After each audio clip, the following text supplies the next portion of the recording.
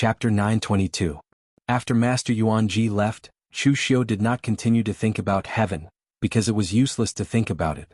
Although he knew that the sky-reaching key was related to going to other heaven, and he also believed that the strange map recorded the location of other heaven, it was useless because he could not understand it. Since he found that the sky-reaching key could pass through the green space, Chu Xiu had tried to use it in other places, but it was useless because he could not understand it. This thing was only effective in the green space where the space was weak. Although he suspected that Elysium knew something, the gap between him and Elysium was too big. He had no clue about investigating Elysium. Even if he had, it would be suicide for Chu Xiu to investigate Elysium rashly. So since there was no progress, what was the point of thinking about all this nonsense? He might as well continue to practice. Chu Xiu had already touched the threshold of the spiritual cultivation realm with real fire, so he had been thinking about breaking through this bottleneck. Refining his body with real fire could make Chu Xiu comparable to a normal warrior in the spiritual cultivation realm with real fire. If he reached the spiritual cultivation realm with real fire, the two would be superimposed. This was a realm that even Qinqing Di had not reached. Could he be comparable to the metaphysic realm of heaven and earth? Maybe after he finished practicing he should ask Shang Tianliang for advice and see what the lower limit of the metaphysic realm of heaven and earth was. While Chu Xiu was concentrating on practicing, there was a change in the northern Yen. In one of the chambers of the northern Yen imperial palace, Xiang Long was lying on the bed. His appearance was so haggard that he did not look like a human anymore. Only a layer of skin was left on him. Compared to when Chu Xiu saw him a few months ago, he was a completely different person.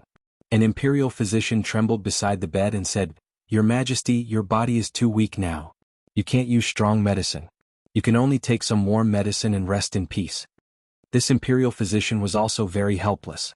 Anyone with a discerning eye could tell that Xiang Long would not be able to hold on for much longer. However, what else could he do? He couldn't possibly tell Xiang Long that His Majesty could now wait for his death in peace. He could heal other illnesses and injuries, but when it came to lifespan he really couldn't do anything about it. Xiang Long raised his hand and said, "I don't want to take medicine anymore." That imperial physician was so frightened that he fell to his knees. However, Xiang Long weakly waved his hand and said, "Get up. This has nothing to do with you. We know that we do not have much longer to live. You can leave now." When the imperial physician left, trembling, Xiang Long stared blankly in front, not knowing what was going on. Eunuch Han, who was beside Xiang Long, said softly, "Your Majesty, let it go. Perhaps after a period of rest your body will recover." Xiang Long didn't respond to Eunuch Han's comforting words. After a while he said in a hoarse voice, "We don't accept this. I had spent my life building the Yan dynasty to build the Yan dynasty, and Hao Chang, Yen Yen Yen Yen. Hao Tianqi Yen Hao not to Hao Yen not, but Chang to Emperor dynasty while I was still reading the Hao Yen was sleeping with a Yen. If you give me Eastern Qi within 10 years, I will be able to conquer the world and create a truly prosperous empire." Xiang Long's voice was filled with unwillingness and unwillingness. Some people were born with everything but they didn't cherish it. The vast Eastern Qi, the fertile Central Plains, was now in the hands of that good-for-nothing Lu Haochang. How could he swallow this insult? "Go, get the North Vanquishing King here," Xiang Long suddenly said. Eunuch Han hesitated for a moment, but he still followed Xiang Long's instructions and called for the North Vanquishing King. After a quarter of an hour, a stalwart middle-aged man walked into the bedroom. This middle-aged man wore an embroidered dragon robe. Not only was his figure stalwart and tall, his appearance was masculine and handsome, and he possessed an extraordinary aura. In front of him, Xiang Long seemed even weaker and weaker. Xiang Long looked at the middle-aged man, and the middle-aged man looked back at him, but neither of them said a word. After a long while, the middle-aged man couldn't help but say, "Why did you call me over? Is it so that I can watch you die here? I've said it before, after your death, I will only drink and celebrate. I will not mourn for you, brother."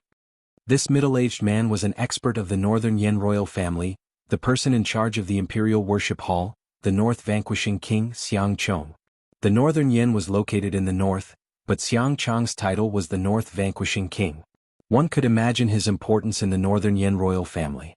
The Northern Yen royal family's strongest military organization, the imperial worship hall, was in his hands. He was also the only one in Xiang Long's generation who had reached the true fire spirit ascension realm. Of course, he also had another identity. He was Xiang Long's younger brother, born from the same mother.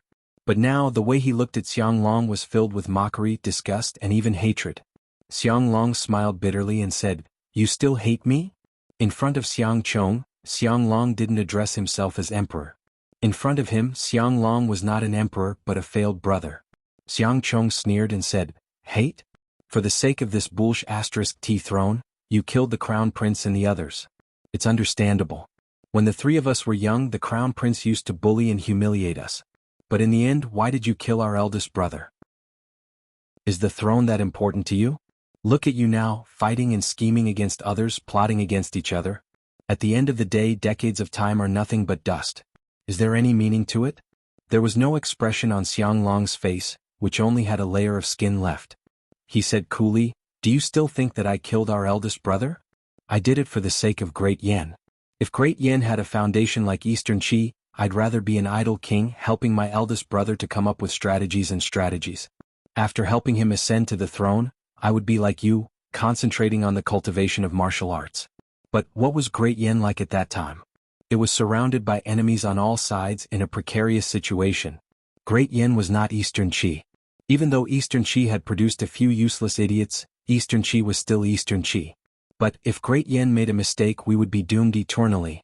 My eldest brother did not deserve the throne, but he refused to let go. What else could I do? Do I have to sit back and watch my eldest brother bring Great Yan into the abyss? If that happens, we will all die. Xiang Long sighed when he saw that Xiang Chang's eyes were still filled with disdain and hatred. He did not explain further.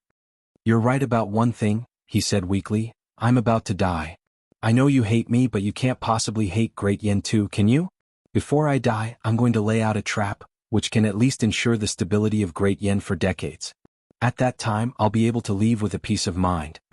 Xiang Chong frowned and said, "What trap? And who are you going to pass the throne to?" Xiang Long hesitated for a brief moment, then said in a low voice, "Xiang Chong." "Why not Xiang Li?" asked Xiang Chong curiously. He was the second prince, and the ancestral teaching of Great Yan was to establish the eldest brother first. Moreover, for so many years, Xiang Li had always thought that he would be the future emperor of Great Yan. Everyone in the imperial court thought so, and many of them had thrown themselves into Xiang Li's service.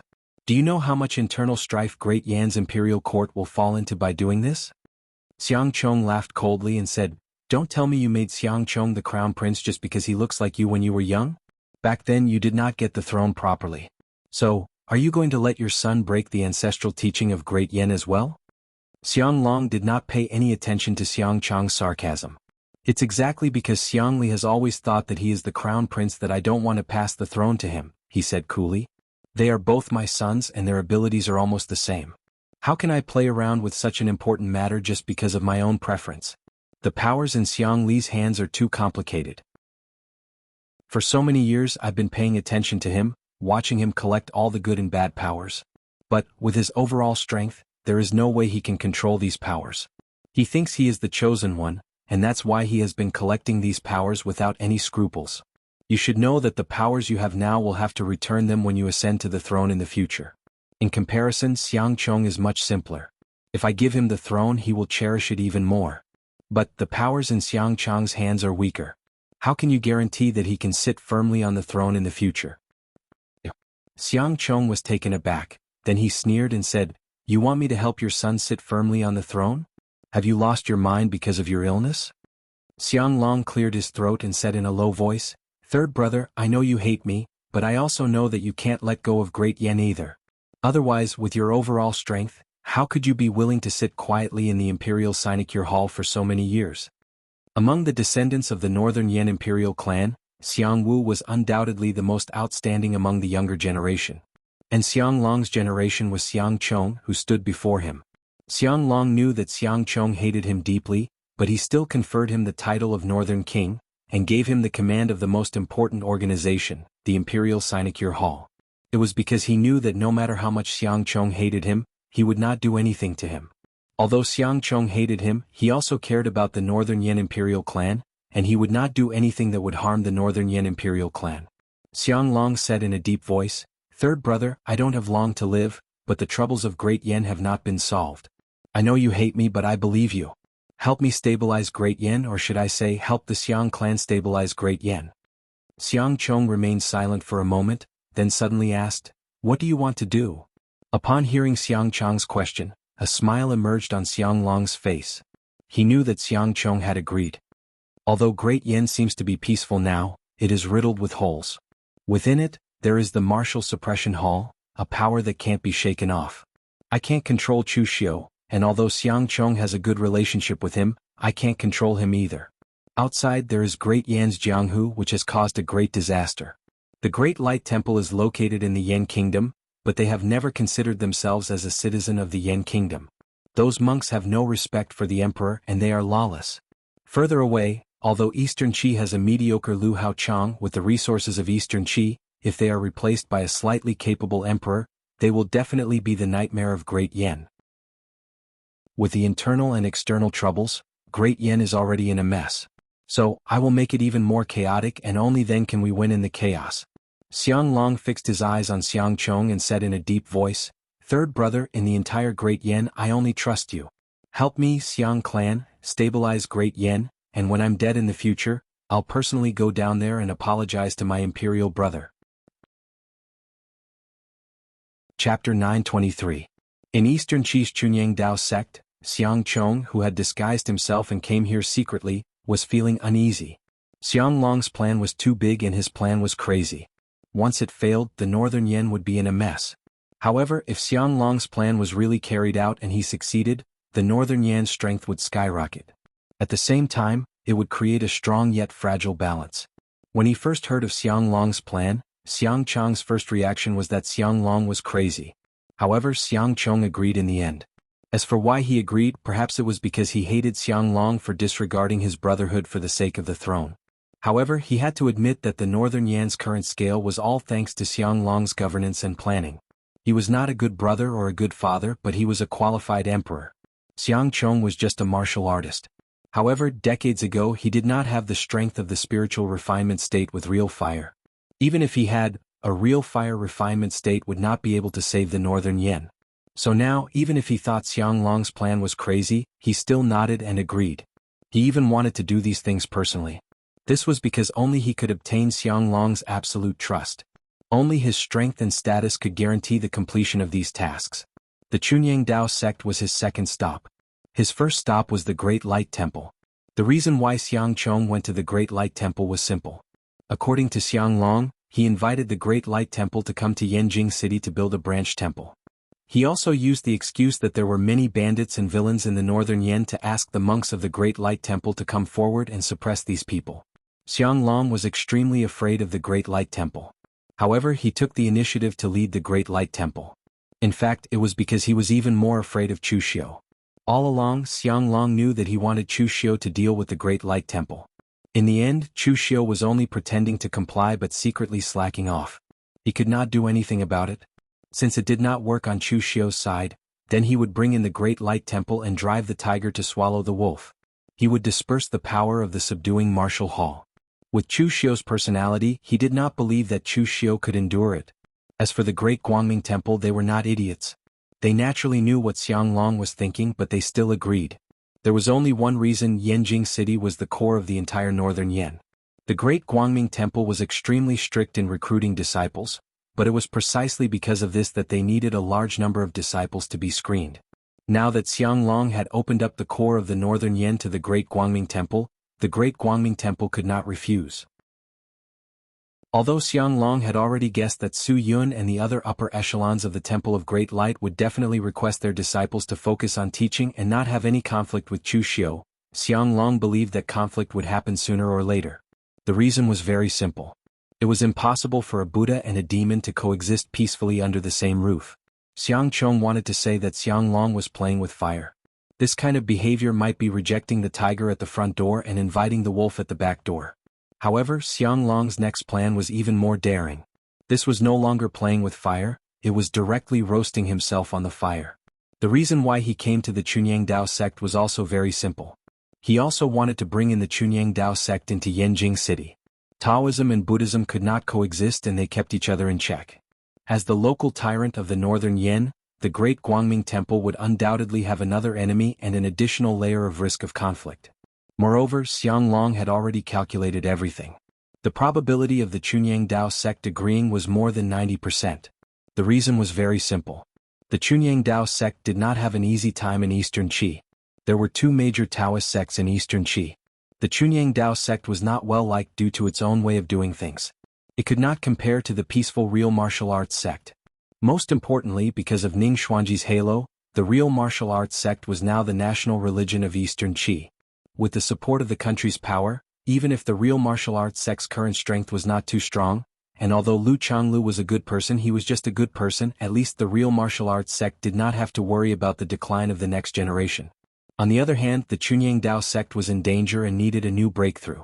Therefore, after Xiang Chong personally came to the Chunyang Dao sect and told the Chunyang Dao sect about this, Ling Yunzi, who was in seclusion, personally agreed to let Shi Yunzi bring the older generation of Chunyang Dao sect to Northern Yan and establish the Chunyang Dao sect's branch in Northern Yan. After coming out of the Chunyang Dao sect, Xiang Chong let out a long sigh. He had to admit that Xiang Long had been the emperor for decades. At least in terms of thinking about people, he was much better than him, a martial artist who had been practicing martial arts for decades. The integration of the three branches of Taoism, Buddhism, and Devil could be considered to have balanced the internal problems. As for the external problems, Xiang Chong still had to go to the East Sea to meet the people of the Jiangshan Pavilion. The Jiangshan Pavilion was one of the 6 sects of human harmony. In fact, it was rarely active in the Central Plains, and its behavior was not too much related to the sections. To be precise, it was an organization to restore the country. It was called the Grassland Sect, but in fact, it was a fallen royal family. In the past, there were many small countries in the Central Plains, and countless countries had been destroyed. The Jiangshan Pavilion was formed by the royal family of a small country in the past. Because it carried the wealth of a country, although it was a small country, it was the most powerful among the 6 sections. In these years, the Jiangshan Pavilion was very smart. Or it could be said that they accidentally avoided the disputes in the Central Plains. Instead, they developed their strength at the junction of the East Sea and the coast, and carried out the trade between the Central Plains and overseas. Xiang Long did not know where he got the news that the Jiangshan Pavilion had even controlled a few islands overseas, and their strength was definitely not weak. What Xiang Chong needed to do was to go to the Jiangshan Pavilion and persuade the Jiangshan Pavilion to move all their strength to the Central Plains. Xiang Long could give the Jiangshan Pavilion a promise to restore the country. The word restore the country could be said to be the obsession of the generations of the Jiangshan Pavilion. However, as the strength of the Jiangshan Pavilion grew, the matter of restoring the country became more and more desperate. Because now was not the chaotic world of 100 years ago. There were many small countries in the world. Now, even the weakest of the 3 countries, West Chu, was not something they could shake. Xiang Long said that he wanted to help the Jiangshan Pavilion restore the country. This was not to find trouble for himself, but to find an ally to resist the Eastern Qi.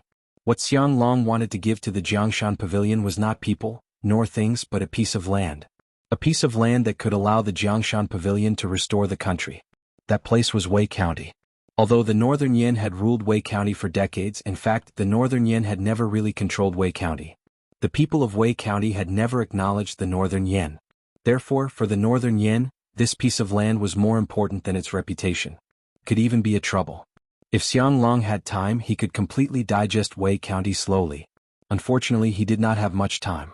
Therefore, it was worth it to use such a troublesome piece of land in exchange for the support of the Jiangshan Pavilion. Moreover, Wei County was on the border between the Northern Yan and the Eastern Qi. If the Eastern Qi attacked, the Wei County occupied by the Jiangshan Pavilion would be an excellent buffer zone. Compared to convincing the Great Guangming Temple and the Chunyang Dao sect, it was undoubtedly much easier to convince the Jiangshan Pavilion.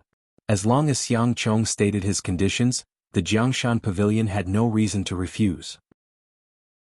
When Xiang Chong walked out of the Jiangshan Pavilion, he suddenly sighed tiredly. In the past, he deeply hated Xiang Long, thinking that he was a heartless and cold-blooded person who killed his own brother, who was born from the same mother, for the sake of the throne. But now he suddenly understood Xiang Long. After so many years, the things that Xiang Long had to bear were much heavier than he expected. Compared to Xiang Long, he did not need to consider so many things. He only needed to take a large number of cultivation resources from the imperial family's hall of offerings and steadily improve his cultivation. Although it was boring, it was extremely easy. Just as Xiang Chong was planning these things from the Northern Yan to the East Sea, Chu Xiu was still in seclusion in the Zhenwu Hall. This was not because Chu Xiu was not well informed, but because Xiang Long was too cautious. Just as he said, he did not trust anyone now. He only trusted Xiang Chong, his younger brother who hated him deeply. All of this was planned by Xiang Chong. Not even the slightest bit of information was leaked. At this moment, Mei Qinglian knocked on the door of Chu Xiu's seclusion. There's something to do. Trouble might come again. Chu Xiu stood up and stretched his muscles. Then he said, "What trouble is it this time? Is it from the Yinma clan or the Northern Yan clan?"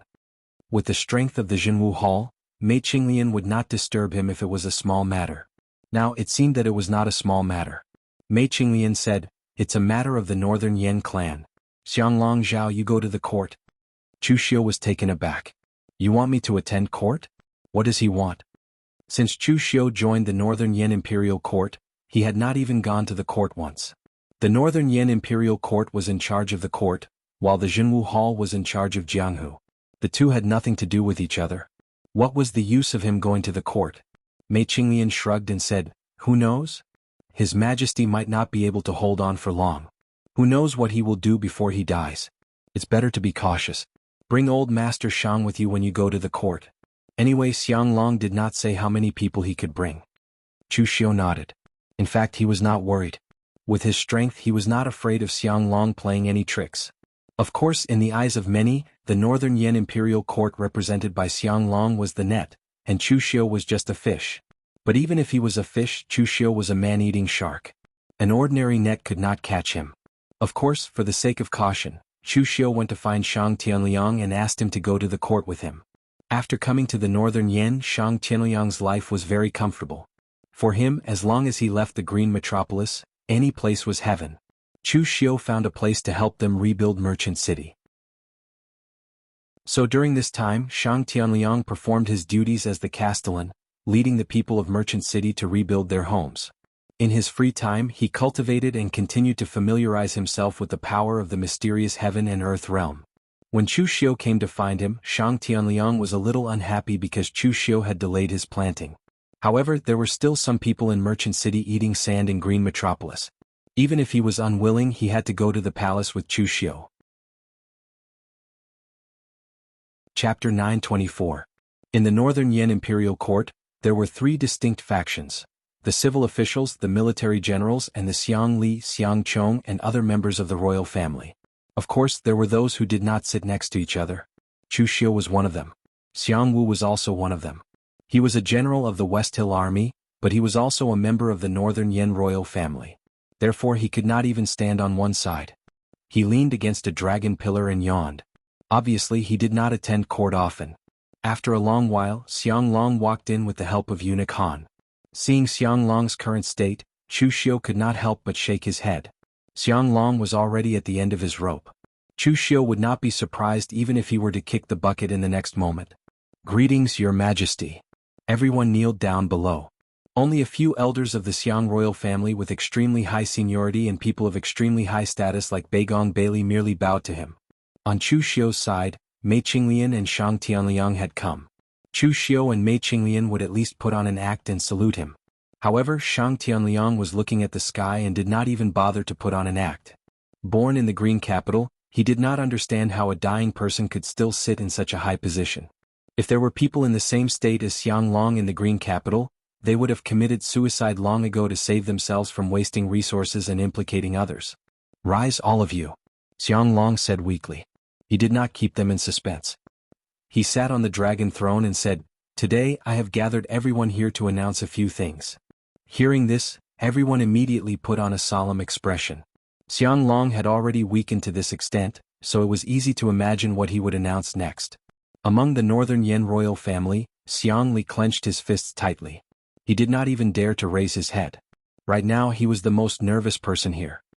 He had waited for the position of crown prince for more than a decade. In these years, apart from the title, his power was no different from that of a crown prince. If not for Xiang Chong, he would have long been the crown prince. Xiang Li subconsciously turned to look at Xiang Chong. Compared to Xiang Li's nervousness, Xiang Chong seemed to be rather calm at this moment. Everyone wanted to be the crown prince, especially with Xianglong's current condition. If anyone could become the crown prince, it probably wouldn't take long for them to officially ascend the throne.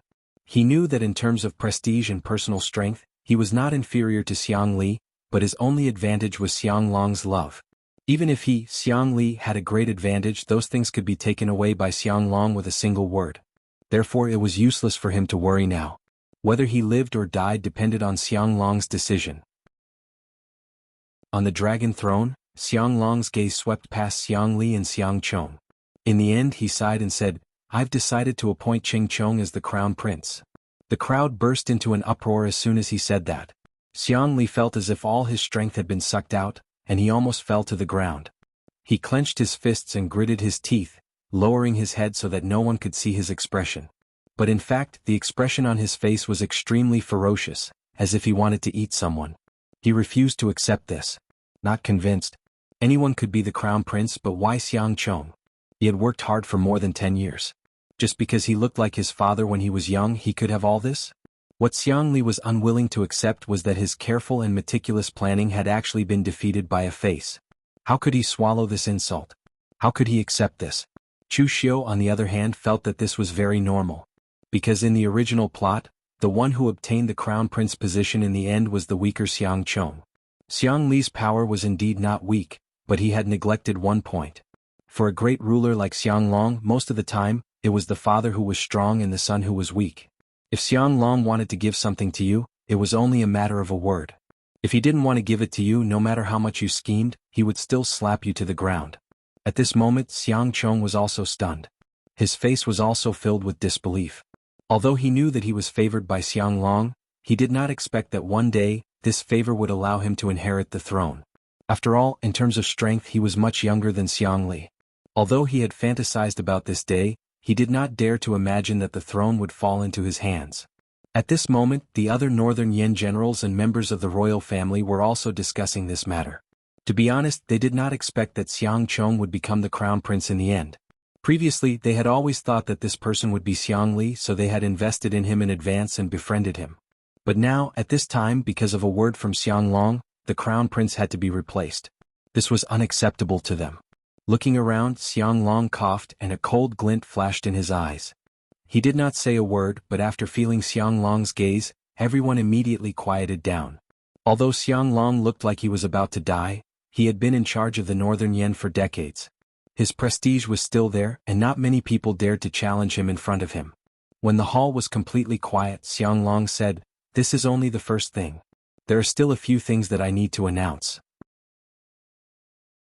First, I feel that the Northern Yen Jianghu is too chaotic, so I sent people to the Great Light Temple and the Chunyang Dao sect to invite the eminent monks of the Great Light Temple and the Taoist priests of the Chunyang Dao sect to come to Yanjing City to establish a branch. With the protection of both Taoism and Buddhism, I believe that the Northern Yen land will be more prosperous."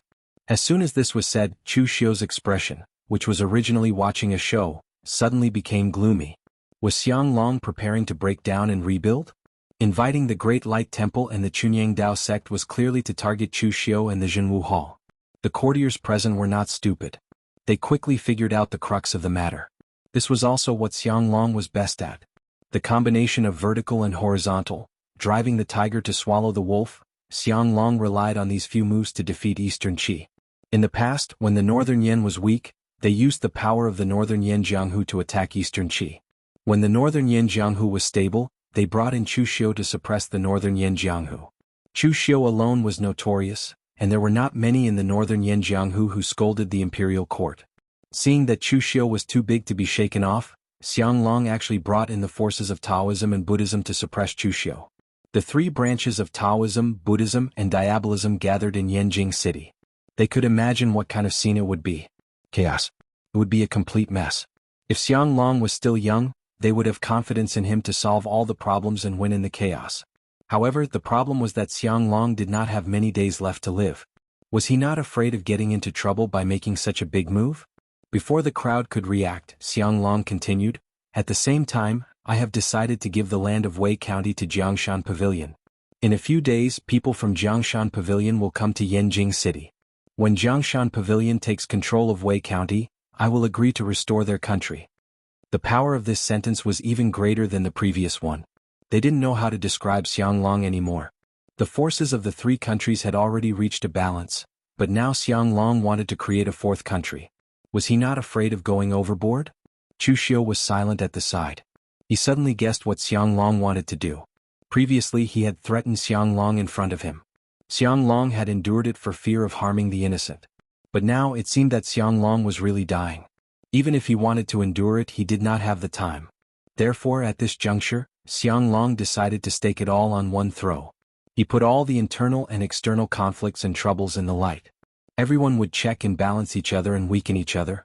In the end they would even reach a delicate balance. The enmity between the three branches of Taoism, Buddhism and Diabolism, as well as their worldviews, were not in the same pot. Hoping for them to coexist peacefully was more difficult than asking a pig to fly to heaven. Although the risk was great, Xianglong couldn't care less anymore. After so many years, which of the things he did not have risks? The court was noisy but no one objected. It should be said that even if there were people who had objections, they did not dare to say it. This was where Xianglong's advantage lay. His reputation in the northern Yen was too high. It was so high that as long as he was alive, no one in the entire northern Yen imperial court would dare to say a word against him. At this moment, Xianglong had already instructed Xiangchong to take care of these matters. Only then did he inform the crowd. This was not a discussion but a routine notice. Go and get the 9-dragon seal to strengthen Chonger. We no longer have time, so let's simplify everything. As Xianglong's voice fell, Xiangchong and several elders of the Xiang royal family left together. A moment later they carefully brought back an exquisite wooden box and placed it in the center of the hall. When the box was opened, it immediately shone with a golden light. 9 lifelike coiling dragons were engraved on it, and a powerful aura lingered in the hall. Even Shang Tianliang could feel a faint pressure from it. Chu Xiu narrowed his eyes. He knew what the 9-dragon seal was. When the Northern Yen Empire had just been founded, all the master smiths of the Northern Yen were gathered. They even specially invited people from the Black Tortoise Gate and the Hall of Gods to forge this item together. The 9-dragon seal was not a weapon, but it was even more terrifying than a weapon. The 9-dragon seal that was forged by so many master smiths was not used directly. Every generation of the Xiang royal family had to give the 9-dragon seal their first drop of blood when they were born. This made it a treasure that only the bloodline of the Xiang family could wield. Moreover, the place where the 9-dragon seal was nurtured was not ordinary. It was in the Northern Yen Dragon Vein. After being stored in the Dragon Vein for a long time, the 9-dragon seal had already fused with the Northern Yen Dragon Vein. It could be considered as a derivative of the Dragon Vein. It could even be said that this item was the last trump card of the Northern Yen Empire, or even the entire Xiang royal family. Moreover, this item was not only in the Northern Yen Empire. Eastern Qi and Western Chu Empire should have it as well. However, it was not a seal but something else. The power of the Dragon Vein was so strong. As the ruler of the empire, how could he not make use of it? Chapter 925. The 9-dragon seal was the national treasure of the Xiang royal family of the Northern Yen. At this moment, Xianglong had taken out the 9-dragon seal not only to add the mark of the 9-dragon seal on Xiangchong, but also to intimidate him. As for who he was intimidating, everyone knew with a single glance that it was Shang Tianliang who stood beside Chu Xiu. If not for Shang Tianliang, Xianglong might not have arranged all this in such a hurry. A heaven and earth elemental enlightenment cultivator was too powerful, so powerful that even a dynasty had to be cautious. City Lord Shang, if you were to go up against this 9-dragon seal, how confident are you? Chu Xiu secretly transmitted a message to him. Shang Tianliang stared at the 9-dragon seal for a long time, then said, I don't know. This thing was nurtured from the Dragon Vein. What it represented was the will of this world to begin with. I'm still not used to the way you fight here. The power of heaven and earth that I can use is not as much as this external object. However, external objects are external objects after all. It depends on who uses them. If it is one of the stronger true fire spirit refinement state cultivators, I don't have much confidence. Among the 3 dynasties, even the weakest Western Chu had some resources. Otherwise they would have been usurped by others long ago. The 9-dragon seal was the foundation of the Northern Yen or even one of them. According to the Northern Yen custom, the crown prince would have the 9-dragon seal on his back. Because the 9-dragon seal contained the blood of the ancestors of the Xiang royal family, it represented the official recognition of the crown prince.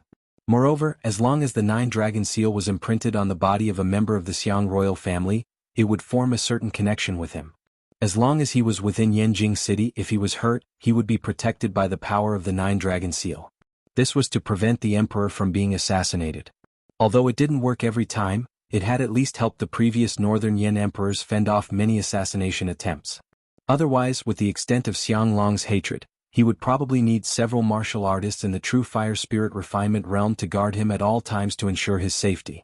Chu Xiu narrowed his eyes and suddenly sneered in his heart. Xianglong was afraid.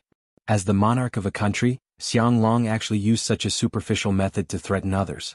Xianglong was obviously afraid.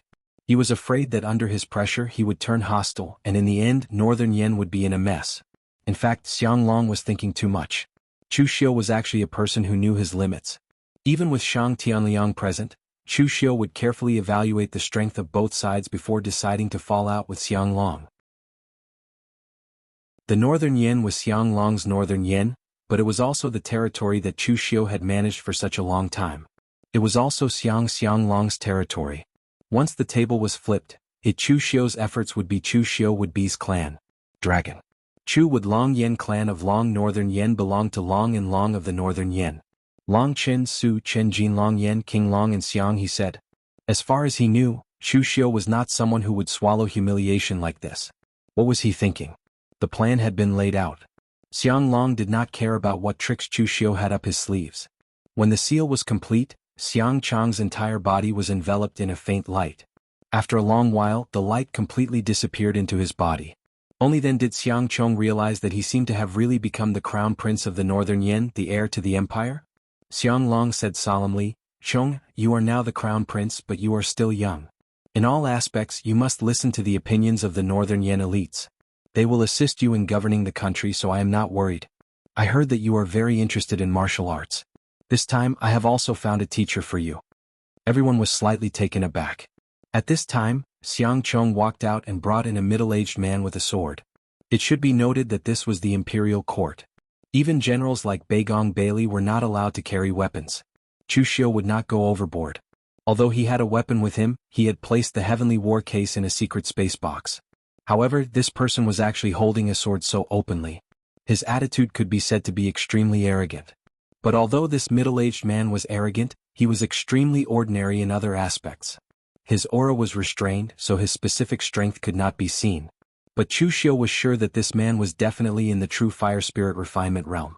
The reason was simple. If the other party's realm was lower than his, no matter how well he restrained his aura, Chu Xiu would still be able to see through him. This middle-aged man was only wearing a greenish-gray coarse short robe. There were even patches in some places. His appearance was also extremely ordinary and his expression was dull. To be more accurate, it should be said that he was indifferent. It was as if the Emperor of Northern Yen and all the experts in the hall were all illusions to him. The only thing on him that seemed more luxurious was the sword in his hand. Although the blade of the sword was not seen, the scabbard was made from the skin of a giant beast in the sea. It could be used to enhance the sharpness of the weapon. A palm-sized piece of the scabbard was worth 10,000 taels of gold. Xianglong said in a deep voice, "This is Mr. Kong Dongming, the sword sage of the Eastern Sea. From now on he will be your teacher." As soon as these words were spoken, the entire audience was in an uproar. They all looked at Kong Dongming with astonishment. Chu Xiu transmitted his voice to Mei Qinglian. "Who is this? Is he famous? Why have I never heard of him?" Mei Qinglian said, "It is normal that you have not heard of him. This sword sage of the Eastern Sea came to the Central Plains when you were in seclusion. He is so famous that even Wind-Sweeping Tower does not dare to give him a ranking now, because who knows when it will be changed again. This person was born overseas and has always been traveling overseas. His swordsmanship is unfathomable. A month ago, he suddenly appeared in the Central Plains and challenged Yan Ji of the Storm Sword Mound alone. He defeated the enemy in 3 moves. He then went to the Forgotten Sword Hut and challenged the leader of the Sword Hut, Shin Baochen, and won. After that, he went to the Western Desert and challenged the leader of the Sword King City, Heavenly Sword, Shin Tianwang, and won. He did not go to the Hidden Sword Villa. Perhaps in his opinion, the Hidden Sword Villa was no longer worthy of his challenge. In a short period of time, he battled 3 major sword sects and won 3 consecutive battles.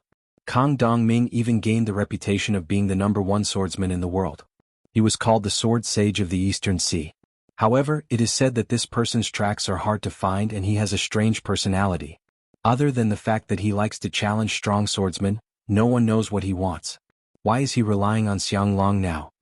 What Mei Qinglian and the others did not know was that part of the reason why Kang Dongming appeared in the Central Plains was because of Xiang Chong. When Xiang Chong went to Jiangshan Pavilion to negotiate, he happened to meet Kang Dongming. Kang Dongming was not a member of Jiangshan Pavilion. To be precise, he was a guest of Jiangshan Pavilion. A swordsman also needed to eat. Other than practicing swordsmanship, Kang Dongming knew nothing else in his life. Where did he get all the cultivation resources, including his sharp sharkskin scabbard? It was all earned by being a guest elder of the Rivers and Mountains Pavilion. Moreover, being a guest of Jiangshan Pavilion was very interesting. Only when he was penniless would he come to Jiangshan Pavilion and be a guest of Jiangshan Pavilion for a period of time. He would leave after receiving a certain amount of monthly salary. Therefore, Jiangshan Pavilion could not do anything to this guest of theirs. They even offered Kang Dongming a huge sum of money just to stay in Jiangshan Pavilion. However, Kang Dongming rejected them outright. When Xiang Chong arrived at Jiangshan Pavilion, he happened to meet Kang Dongming. No one knew what he said, but he managed to trick Kang Dongming into coming to the Central Plains. That was how Kang Dongming consecutively challenged 3 major sword sects in the Central Plains. Chu Xiu squinted his eyes and sized up Kang Dongming. However, this person still had a dull look on his face. It was as if he was daydreaming. This person was an extremely simple swordsman. He was even purer than some of the major sword sects in the world. In the past, the 5 major sword sects had fought for the position of the top sword sections. They had not given way to each other. They had even caused a great battle on Mount Fuyu, but no one had won. Now they had been challenged by an outsider. He had even earned the title of Sword Saint. This was a huge slap in the face. Faced with this result, the 3 sects could not say anything. Kang Dongming had challenged them in front of everyone. It was only a competition of swordsmanship. It did not involve the interests of any sections.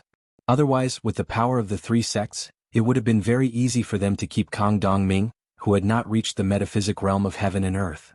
It was just like the Sword King City's King Sword and the Sword Soul of Wind and Cloud Sword Tomb. They had too many trump cards. However, in the face of such a simple challenge of swordsmanship, if anyone used such methods to fight the enemy, it would be a disgrace to swordsmanship. Since the death of Sword Saint Gu Qingqing 500 years ago, no one in the Jianghu could live up to the title of Sword Saint. Now Kang Dongming was called the Sword Saint of the East Sea. Although he added the word East Sea in front of the title, it represented the recognition of many experts in the Jianghu. At this moment, Xiang Chong almost fainted from the surprise.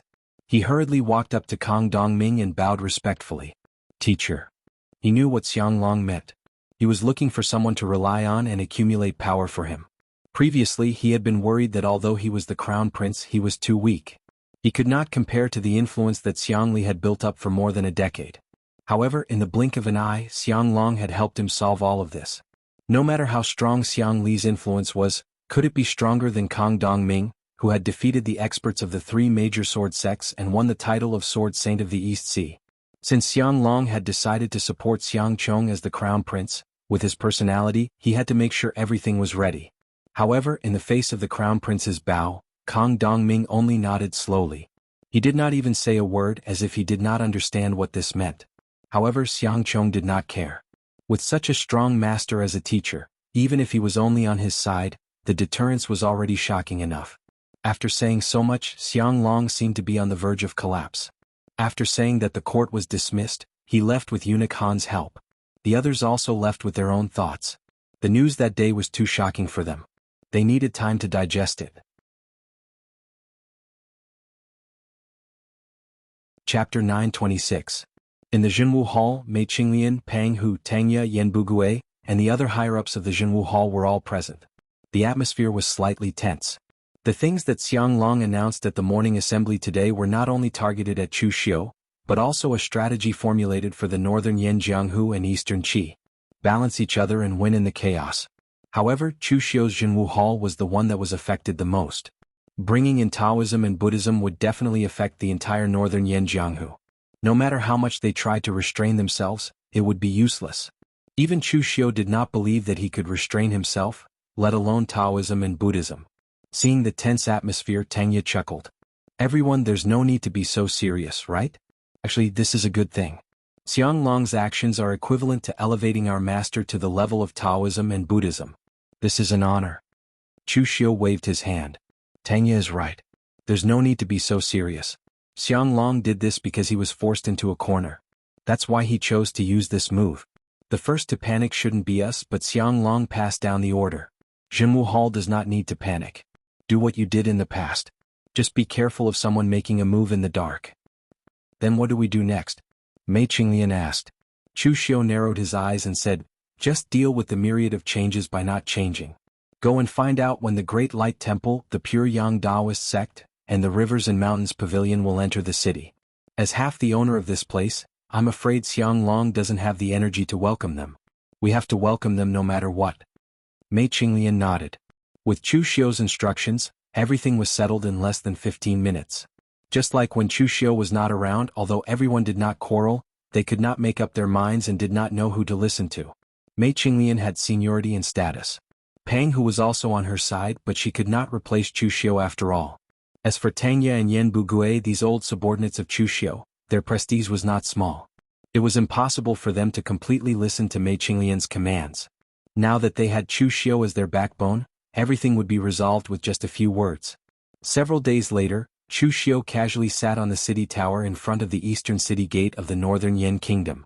The general guarding the city broke out in a cold sweat. Although he also had the title of a general, he was only a city gate guard. He was not even as good as a lieutenant in the 5 armies of the state. He had naturally heard of the name of the governor of Jinwu Hall. It should be said that in the entire northern Yan, there were not many people who had not heard of Chu Xiu. Of course, most of them were infamous. This governor of Jinwu Hall did not supervise the entire Jianghu, but came here to compete with him for work. He stood here and guarded the gate for a long time, which made him feel a lot of pressure. Are you sure that Great Guangming Temple, Chunyang Dao Sect, and Jiangshan Pavilion entered the city from here? Chu Xiu asked Tang Ye. Tang Ye hurriedly said, of course sir, you can question my strength, but you can't question my ability to do things. I used 3 banquets to get this information from the godson of Eunuch Han, the minister of the imperial palace. His Majesty does not have the energy to meet them now, so he arranged for it to be on this day. It must be the East Gate. Chu Xiu's expression was slightly strange. The godson of the eunuch? Isn't that still a eunuch? You invited a eunuch to drink banquets and you told me that it was done? Tang Ye shrugged and said, no one said that eunuchs can't drink banquets, right? What if he likes it? Although his thing down there is gone, there are many things that can be used on his body, such as... Shut up. Before Tang Ye finished speaking, he was interrupted by Chu Xiu. He was the dignified governor of Jinwu Hall, a famous diabolism tyrant in the Jianghu. Discussing with Tang Ye what a eunuch could do in a brothel, it was disgraceful. At this moment, Chu Xiu's gaze suddenly froze when he saw a group of people walking in from afar. Tang Ye also stopped smiling and became extremely serious. The people from Great Guangming Temple, Chunyang Dao Sect, and Jiangshan Pavilion were here. The Pure Yang Taoist sect was led by 2 people this time. One of them was Shi Yunzi, and the other was an old Taoist priest with white hair and a white beard. Chunyang Dao sect's foundation was very strong, even stronger than real martial cult, but no matter how strong the foundation was, it couldn't withstand such consumption. Over the years, many older martial artists of Chunyang Dao sect had fallen. Even Chang Yunzi, the head of the 6 guardian immortals, died in the hands of Chu Xiu. Perhaps even the 6 guardian immortals couldn't be gathered now. Therefore Ling Yunzi, as the sect leader, naturally couldn't come to Northern Yan Kingdom to set up a branch. Thus they could only send Shi Yunzi, a senior disciple. But even if Shi Yunzi's seniority was high enough and he still had Ancestor Lu's divine weapon Chunyang in his hand, he was only at the real pellet state after all, so Ling Yunzi invited this old Taoist. This person's identity was also not ordinary. He was the last person of the Zhen generation in the previous generation of Chunyang Dao sect, Mako Mori. This person didn't live for a long time, but he was the youngest in the previous generation of the Zhen generation. He had already gone behind closed doors for life and death a few decades ago. Originally, Chunyang Dao sect thought that the other party was dead. They were preparing to wait for a few years. When the other party reached the end of his life, they would forcefully open the secret room and bury him. But who would have thought that the other party suddenly came out some time ago? Although he didn't break through to the heaven and earth mystic state, his cultivation had also improved slightly. He had made up for the hidden injuries he had suffered before, and his lifespan had increased a little. Mako Mori looked up at the top of the northern Yen city wall and sighed, a few decades, a moment of youth. I still remember when I followed senior fellow apprentice to northern Yanjing City was not so majestic. I didn't expect it to have the appearance of a big city now. Shi Yunzi said on the side, Martial uncle, don't underestimate northern Yan. A few decades ago northern Yan was still suppressed by eastern Qi, but not long after you went behind closed doors for life and death, northern Yan had already begun to counterattack eastern Qi. Although it can't be compared with eastern Qi now, it is also one of the three major powers in the world. This time, senior fellow apprentice agreed to cooperate with northern Yan because he is interested in the power of northern Yan. In eastern Qi the true martial sect is the state religion, but in northern Yan, we Dao sects have not taken root here. If we, Chunyang Dao sect, can be the pioneer of Dao sects, we can also find a way out in the future. Shi Yunzi said this because he was afraid that Mako Mori would still look at northern Yan with his old eyes, and he didn't want to offend the northern Yan before he even cooperated with northern Yan. When Mako Mori went into closed-door cultivation he was not even born yet. However, he heard from Ling Yunzi and a few other elders of Chunyang Dao sect that this martial uncle Mako Mori seemed to have a bad temper. However, when Shou Zhenzi looked at Shi Yunzi, there was a hint of kindness in his eyes. He didn't get angry. He just nodded and said, "Don't worry, I understand." It was true that Mako Mori had a bad temper when he was young, but after decades of closed-door cultivation, no matter how bad his temper was, it had been suppressed by him. Moreover, when Mako Mori looked at Shi Yunzi, it was like he was looking at himself in the past. Back then he was like Shi Yunzi, the youngest among his peers. His senior apprentice brother was almost as old as his master, but he was also the most favored. But after the vicissitudes of life, his master was gone, and his senior apprentice brother was also gone. The youngest one back then had become the oldest old monster. It was not a good feeling. At this moment Shi Yunzi pouted and said, "The people from Great Light Temple are here too." Mako Mori took a glance and the kind smile on his face turned into disdain. This group of monks, it has been decades but they still haven't changed a bit. They still like to put on a grand show and they like to show off their face. Compared to the few old Taoists and a dozen young Taoists from Chunyang Dao sect, the Great Light Temple was undoubtedly much more impressive.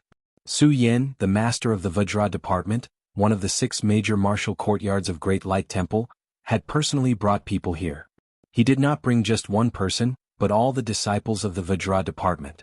Su Yin had entered the true fire spiritual refinement realm not long ago, so he was naturally qualified to come to Northern Yin to set up a branch.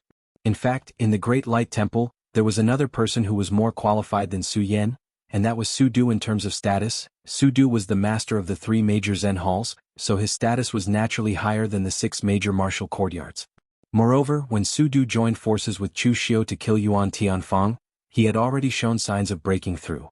It was just that the martial arts he cultivated was special, and he did not want to walk the ordinary path, so he deliberately suppressed his cultivation. Now, Su Du had actually entered the true fire spiritual refinement realm, but he had not announced it. Instead, he had been in closed-door cultivation in the Great Light Temple, stabilizing his cultivation. Of course, more importantly, with Su Du's unreliable personality, the Great Light Temple was also very suspicious. If they let him set up a branch in Northern Yin, he would make a mess. Therefore, after a discussion among the upper echelons of the Great Light Temple, they were prepared to let Su Yin, the more reliable master, take over.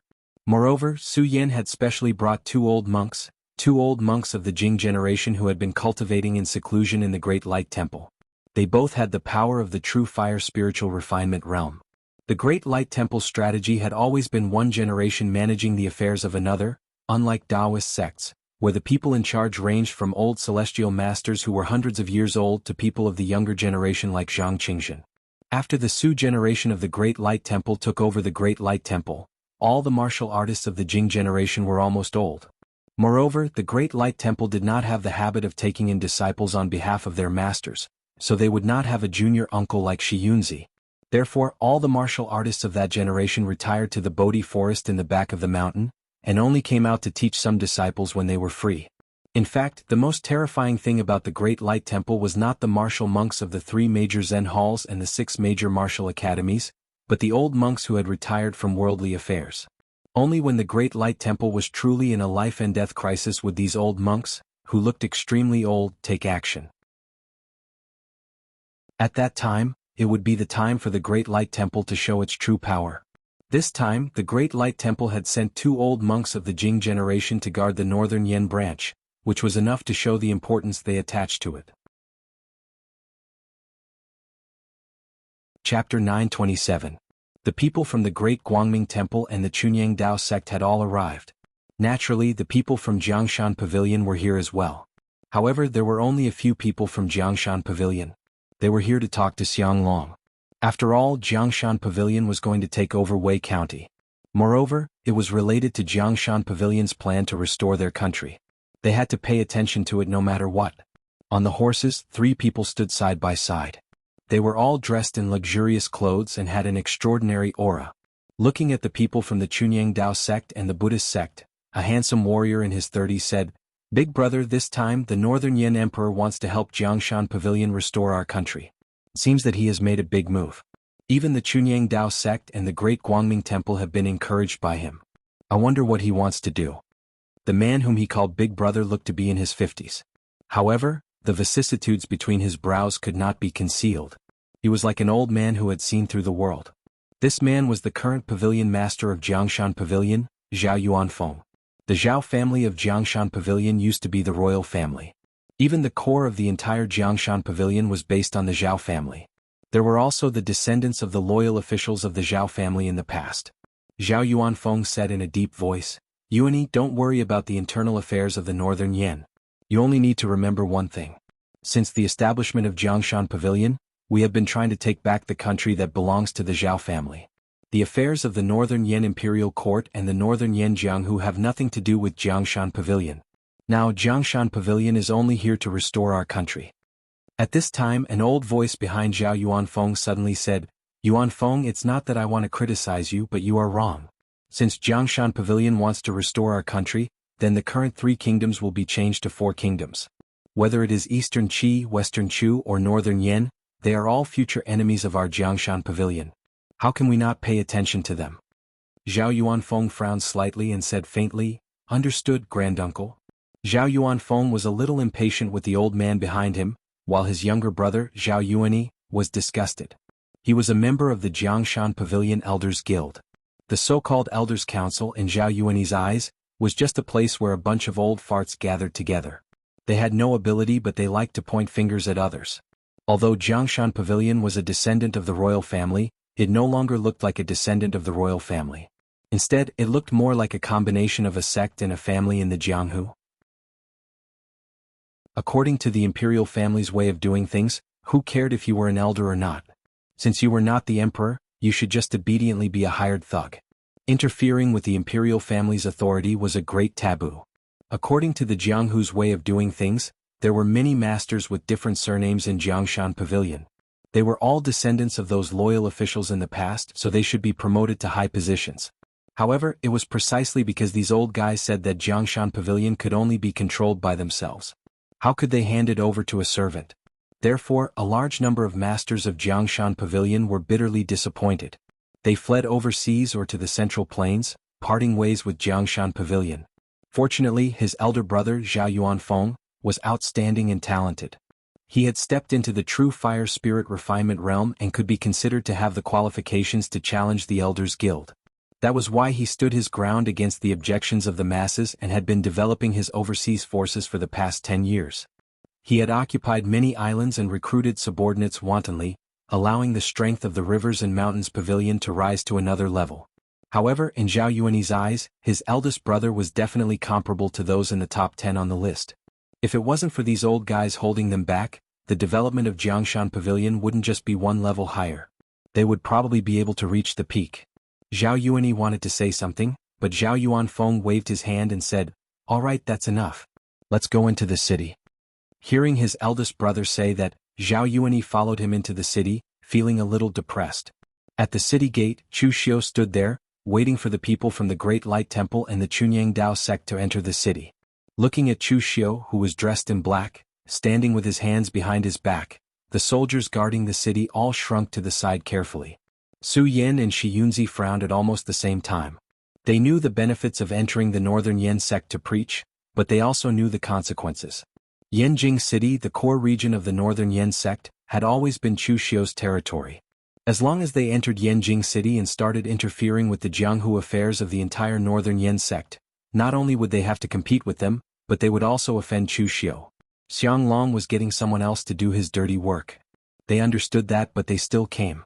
It wasn't that they looked down on Chu Xiu, but the conditions and temptation that Xiang Long offered were too great, so great that they couldn't refuse. Master Su Yan, long time no see. Taoist Shi Yunzi, I didn't expect you to come this time. Has the Chunyang Dao sect declined to such an extent? Chu Xiu greeted the two of them with a bright smile on his face. That smile was extremely bright. Chu Xiu stood there like a harmless young master, but Su Yan and Shi Yunzi knew that under that seemingly harmless smile of Chu Xiu's, there was actually a lot of blood and slaughter hidden within. Shi Yunzi let out a long sigh and said in a deep voice, I'm just an ordinary disciple of the Chunyang Dao sect.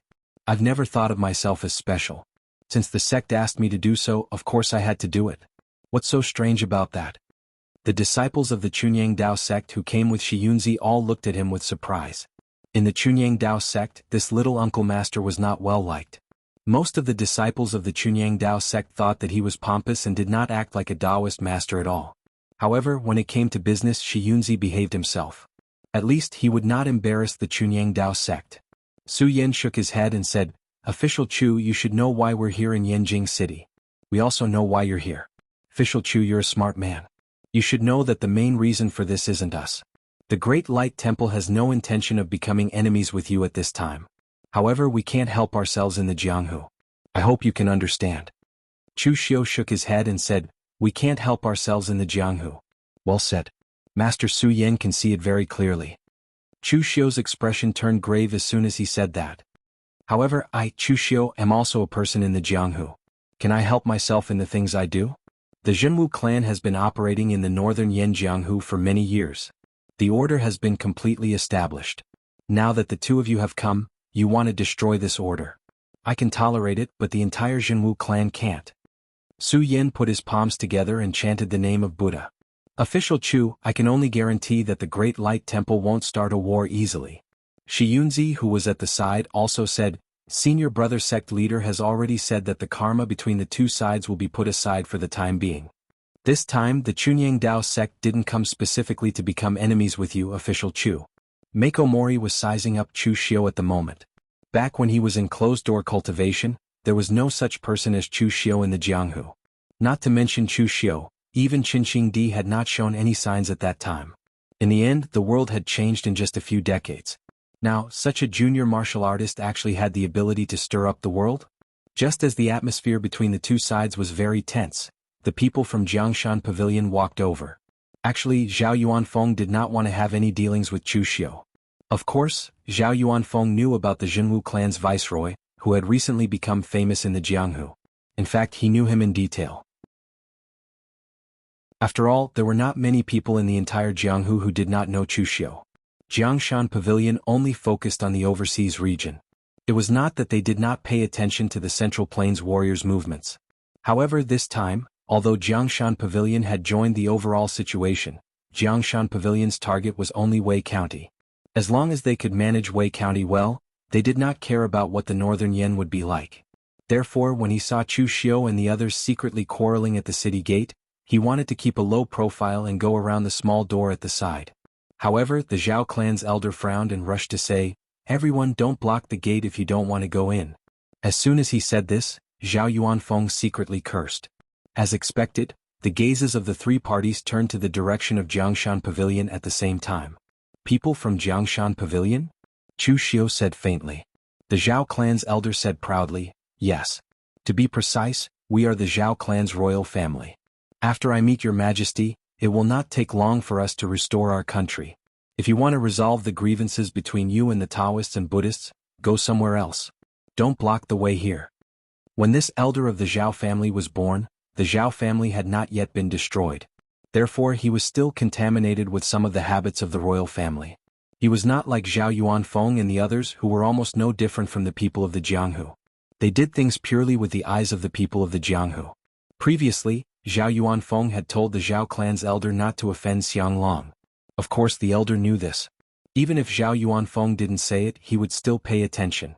The royal family's etiquette could not be forgotten. However, Zhao Yuanfeng forgot to tell him not only not to offend Xiang Long, but also not to offend important officials like Chu Xiu who had great influence in northern Yan. In the past, when the Zhao clan was still a royal family, it could be said that their words carried enormous weight. In reality, small countries like the Zhao clan's royal family could not have too much influence in the country. Therefore, in the eyes of the Zhao clan's elder, this Chu Xiu was only a northern Yan official, while his Jiangshan Pavilion's Zhao clan was of royal origin. They were qualified to be on equal footing with the Xiang clan's royal family. Of course, not in terms of strength, at least in terms of status. Facing a northern Yan official, the Zhao clan's elder thought that his attitude was polite enough.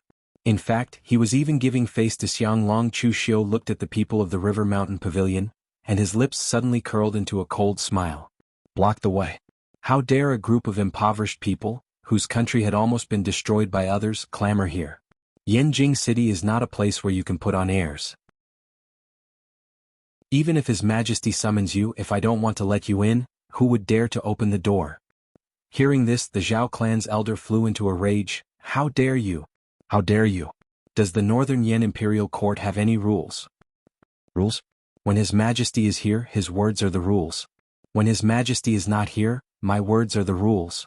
As soon as he finished speaking, the aura around Chu Xiu's body shot up to the sky and he directly punched at the Zhao clan's elder. Su Yan and Shi Yunzi were very experienced and hit at the side. Chu Xiu was a madman. Before this, they did not want to provoke Chu Xiu at this time. Since someone was willing to help Chu Xiu vent his anger, they were more than happy to help. Chapter 928. There were many people in this world who felt good about themselves, and the elder of Jiangshan Pavilion was one of them. Although he had heard of Chu Xiu's reputation, his view was completely different from that of Zhao Yuanfeng. In Zhao Yuanfeng's view, Chu Xiu was the heir of the Yinma clan. Even the northern Yanzhenwu Hall had a faint tendency to be independent. The other party was definitely not to be trifled with. However, in the eyes of the elder of the Zhao family, the other party was also a minister of the northern Yan. How could the words ruler and minister be taken lightly? He had never thought that Chu Xiu would actually attack him right in front of him.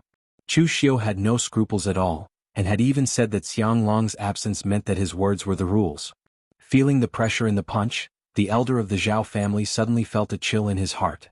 He was also a warrior in the True Fire Spiritual Refinement realm, and it had been a long time since he entered the True Fire Spiritual Refinement realm. In the past, when the Zhao family was chased by the enemy country like a stray dog, it was the former experts of the royal family who protected the last trace of the Zhao family's bloodline to escape to the East Sea. The elder of the Zhao family was one of those people. During the pursuit, there were all kinds of strong pressures on the body. As long as one could survive, there was almost no weak person. However, after he entered the Elders Guild, he lived like a prince and had not fought with anyone for a long time. At this time, Chu Xiu's punch gave the elder of the Zhao family a feeling. It was the same feeling of despair that he had when he was facing the endless pursuit in the past. The elder of the Zhao clan roared furiously, and light blue gang qi condensed around his body. Then he slammed his palm down, and the powerful palm force surged like the waves of the vast sea, making deafening sonic booms. However, Chu Xiu's punch contained extreme strength.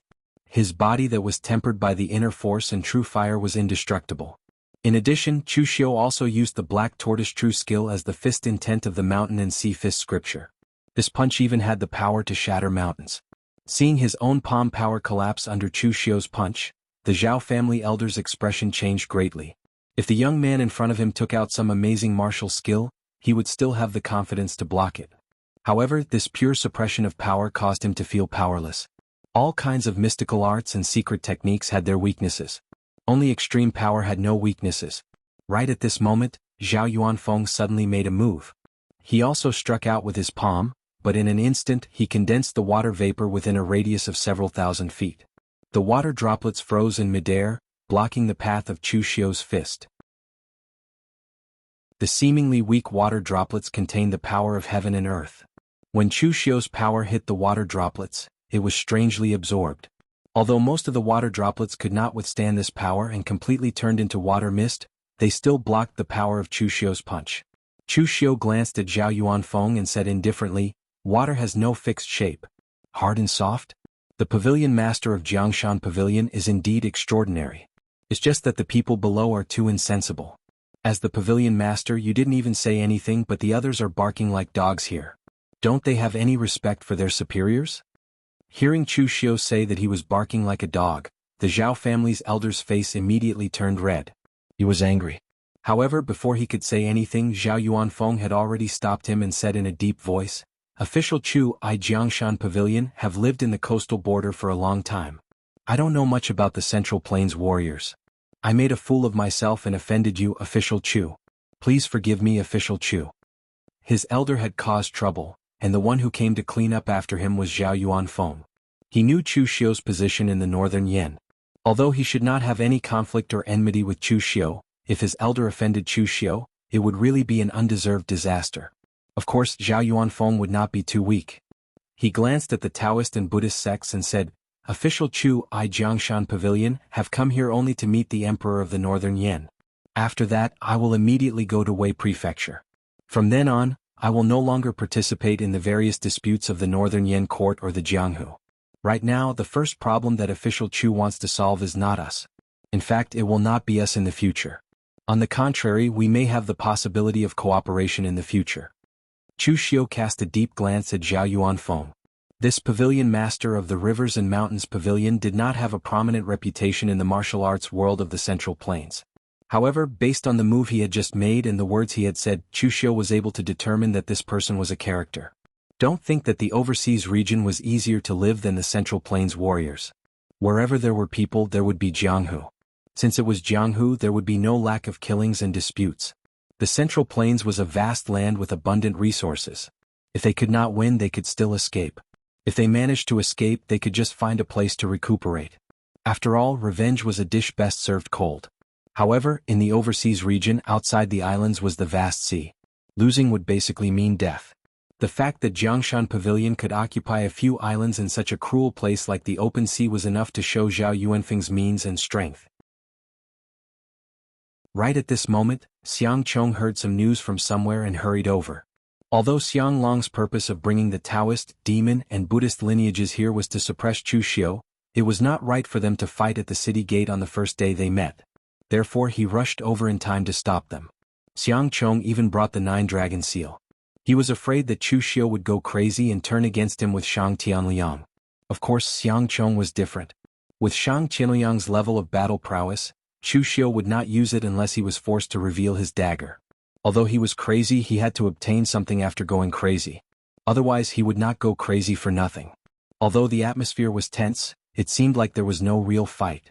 Xiang Chong heaved a sigh of relief and said in a deep voice, "Everyone, His Majesty is waiting for you. Follow me into the city." After saying that, Xiang Chong looked deeply at Chu Xiu and said calmly, "Official Chu, His Majesty is waiting for them.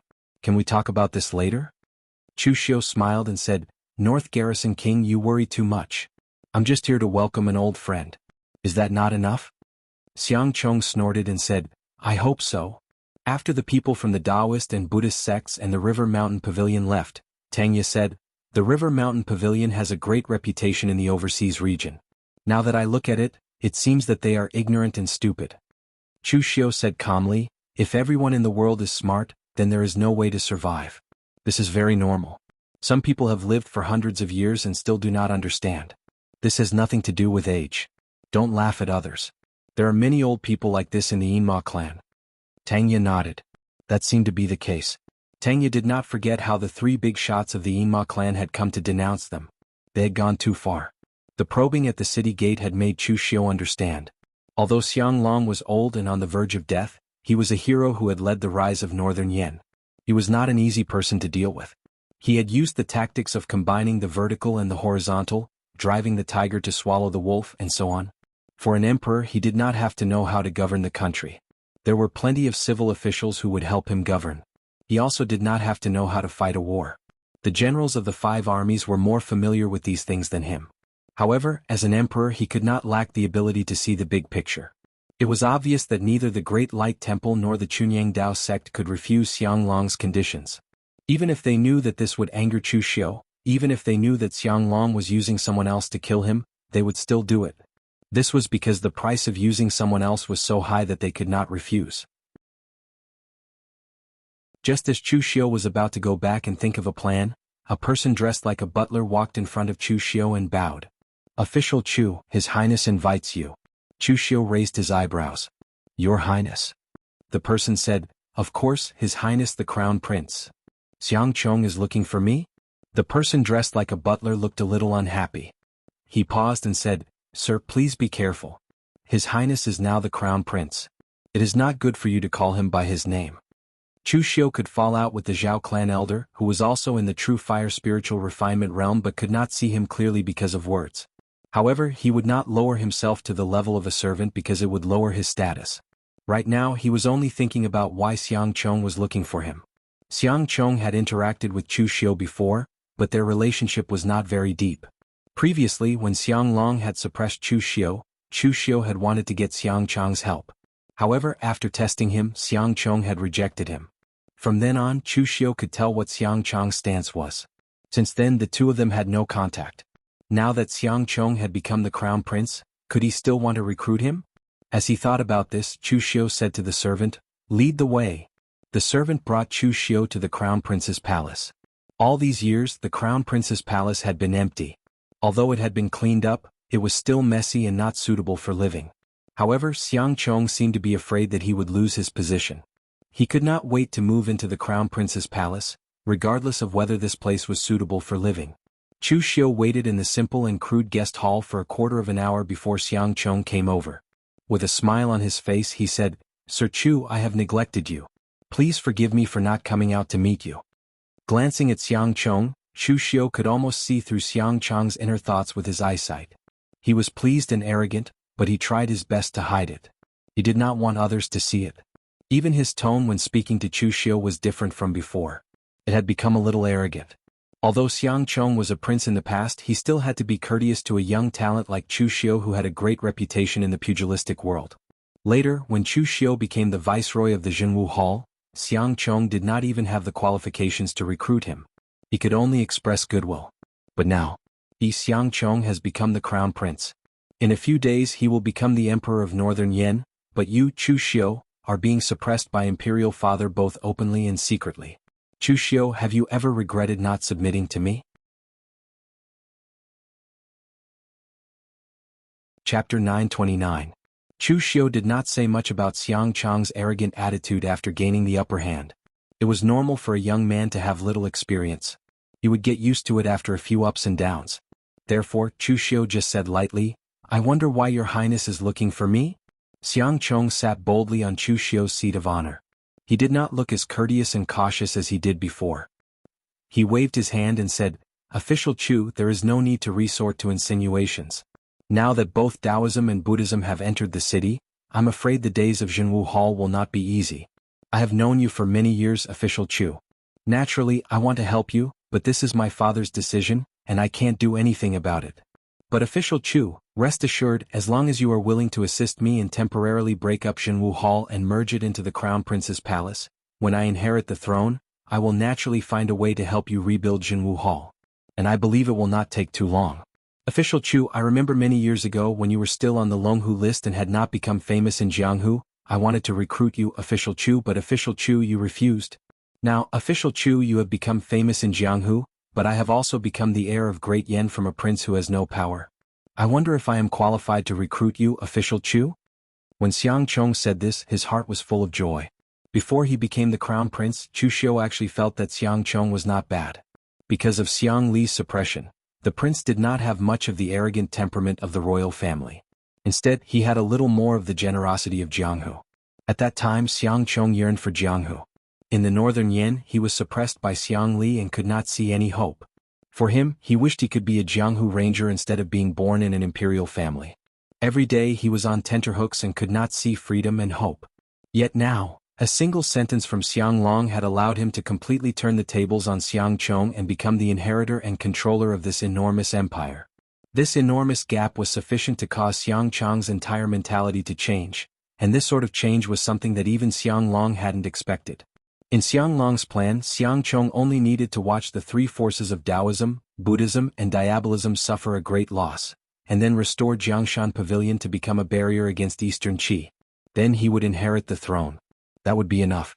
Who would have thought that Xiang Chong would be so arrogant and come to recruit Chu Xiu, and even make such a promise? In his heart, Xiang Chong, Xiang Xiu, Xiang Chong and Xiang Xiu and Li Xiang and Xiang Xiang and Xiu Xiang Xiang Xiang and Li not. As for Chu Xiu, he could not be considered hateful. However, when he had been rejected by Chu Xiu when he tried to recruit him, it was like a thorn in his heart. That scene made him feel that Chu Xiu looked down on him. Now that he had become the crown prince, Chu Xiu was facing danger from all sides. Would Chu Xiu reject his invitation? Do you dare to refuse? Looking at Chu Xiu below, a smile appeared on Xiang Chang's face. It was a smile that he had learned from his father, Xiang Long, as if he had a card up his sleeve. However, when placed on Xiang Chang's face, it seemed a little awkward. Chu Xiu didn't get angry. He just said lightly, "Your Highness, did you sleep too much because you were suddenly announced as the crown prince a few days ago? This is not a good thing. The Northern Yan Empire will need your Highness to shoulder it in the future. You must pay attention to your health." Hearing Chu Xiu's words, the smile on Xiang Chang's face froze. He knew what Chu Xiu meant. Chu Xiu was saying that he was daydreaming. Xiang Chong jumped to his feet with a gloomy expression. However, he swallowed the words that were about to come out of his mouth. Although he had indeed been overly excited by the news of the crown prince, it didn't mean that he had become stupid from the shock. Even if he didn't know what his father had done at the time, the elders of the Xiang royal family had told him about it later on. Chu Xiu's forces were already so fearful that even Xiang Long did not dare to fall out with him, to the point where the Taoist and Buddhist lineages had to join forces to suppress him. Of course, he did not have the qualifications to fall out with Chu Xiu. Otherwise he would be the one to be embarrassed. Therefore, Xiang Chong forcibly suppressed the anger in his heart and laughed loudly. Good. Official Chu is indeed Official Chu. He is exactly the same as the Official Chu from years ago. He hasn't changed at all. However, Official Chu hasn't changed, but I am no longer the same as I was a few years ago. A few years ago, it took a lot of effort for me to ask a real pellet state martial arts grandmaster to be a guest. Now, there is already the top sword sage in the world to be my teacher. There is even a powerhouse of true fire spirit refinement state who took the initiative to join me. I heard that this person is an old friend of Official Chu. Let's meet him today. Senior Li, please come out. As Xiang Chang's voice fell, a figure walked out of the inner hall. It was none other than Li Jiaodi, who escaped from Chu Xiu last time. Seeing Li Jiaodi again, Chu Xiu was taken aback. This woman provoked me again and again, and now she even dares to appear in front of me. Is she really not afraid of death, or does she have something to rely on? Chu Xiu's gaze instantly darkened. Li Jiaodi, I let you escape last time and I can't be bothered to continue chasing after you. You should be thankful for that. Now you still dare to appear in Northern Yan. Who gave you the courage? Who gave you the courage? Oh.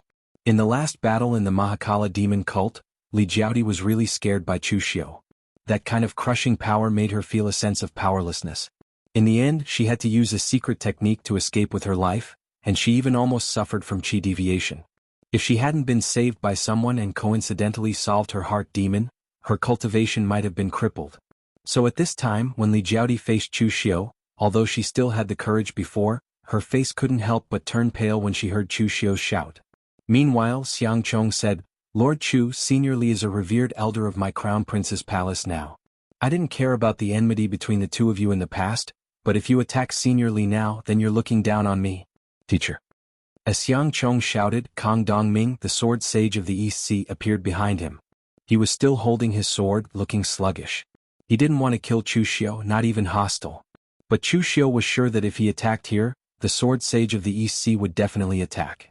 Chu Xiu looked at Xiang Chong and narrowed his eyes. People who had followed Chu Xiu for a long time knew that when Chu Xiu showed this kind of expression, it usually meant that he was about to plot or kill someone.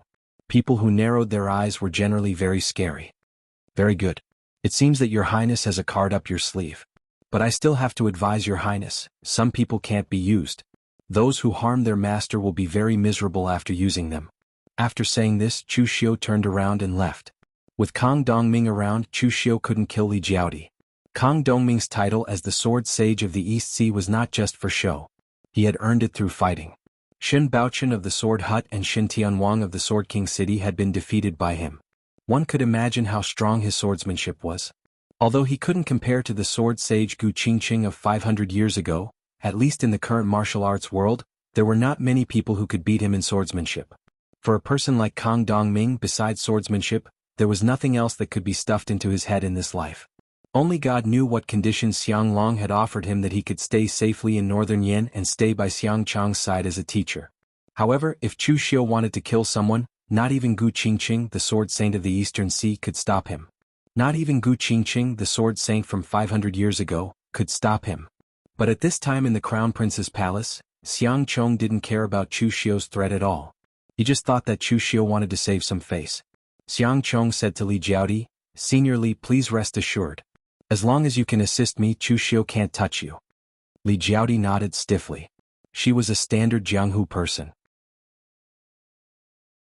Even if she joined the Yinma clan, she was only doing things alone. She was still a little unused to this kind of etiquette. But at this moment, a handsome young man in white with a jade-like face walked out from the side and put his arm around Li Jiaodi's waist in an extremely natural manner. He smiled at Xiang Chong and said, "Your Highness, don't worry. Now that you are the chosen one, we will definitely stand by your side." After returning to the Jinwu Hall, Chu Xiu first called Mei Qinglian over and told her what happened today. He asked, "How did Li Jiaodi get involved with Xiang Chong?" Mei Qinglian was also stunned. She knew Li Jiaodi. Perhaps it was the same sex repels each other. She had only interacted with Li Jiaodi a few times, but she also looked down on her. When she heard that Li Jiaodi had actually joined Xiang Chong's side, she immediately asked someone to investigate. The Jinwu Hall today was not the Jinwu Hall of the past. Many people joined later. Although it was not as good as the wind-sweeping building in terms of intelligence, at least it was still very useful around Yanjing City. After a while, Mei Qinglian received the information from the servants in the Crown Prince's palace. Mei Qinglian said with a strange expression, "Li Jiaodi joined Xiang Chong because of her man." Chu Xiu was stunned when he heard this. Li Jiaodi has a man? Although Li Jiaodi seemed to still be attractive, it seemed that she was not young anymore. Mei Qinglian nodded and said, "Do you still remember Li Jiaodi's background? She was once abandoned by a man when she was young, so she almost didn't have a good attitude towards men. But after she was seriously injured by you last time, she met the descendant of the man who injured her, who was also Xiang Chong's guest, Lin Fengyu. His appearance was almost exactly the same as his ancestor. It was Lin Fengyu who saved Li Jiaodi. Because of his appearance, Li Jiaodi got rid of the demon in her heart and fell in love with him. Lin Fengyu even promised her that he would repay the love debt owed by his ancestor. From then on, Li Jiaodi listened to Lin Fengyu. She naturally came to join Xiang Chong because of Lin Fengyu.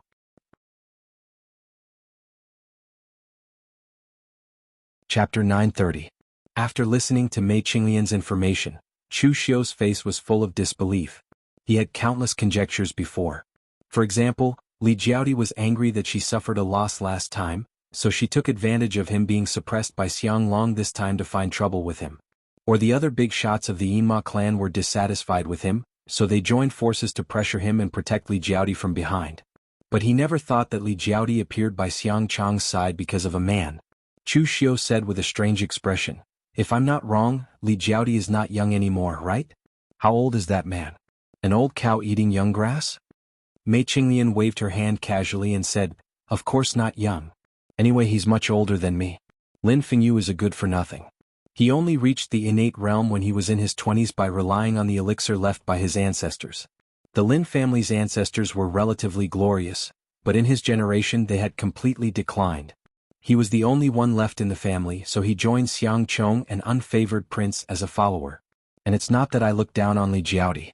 She was dumped by a man at the beginning, and now she has fallen into the hands of that man's descendant. She really doesn't learn from her mistakes. That man is not a good person. Maybe she will vomit blood again. Now, no matter what Li Jiaodi does, I won't be surprised. Love is the most harmful word and it can make people lose their minds. Li Jiaodi was originally very paranoid and not very smart. Now she has completely become an idiot." Chu Xiu wondered, "How do you know that Lin Fengyu is not a good person?" Mei Qinglian sneered and said, "How do you think I got the information?" Such a detailed thing was said by Lin Fengyu himself to Xiang Chong, and it was heard by the servants of the Crown Prince's residence. Then they sold it to the spies of the Jinwu Hall. Li Jiaodi is now deeply in love with him, but he sold Li Jiaodi in the blink of an eye. There are not many good men. Chu Xiu touched his nose and said, "Don't hurt the innocent. There is still a man in front of you." Mei Qinglian raised her eyebrows and rolled her eyes at him. "So you're saying that you're a good thing? Those who died at your hands definitely don't think so." Mei Qinglian's flirtatious look was so coquettish that even Chu Xiu fell into a trance. He asked in surprise, "Did you make a breakthrough in the great chick technique again?" Mei Qinglian raised her eyebrows and said, "My beauty is unparalleled. What does that have to do with my cultivation technique? Chu Xiu touched his chin again. He wisely chose not to argue with Mei Qinglian on this issue. As long as she was a woman, she would always be confident in her own appearance. Men were very open-minded about this. Anyway, in this underworld, not many people relied on their faces to make a living.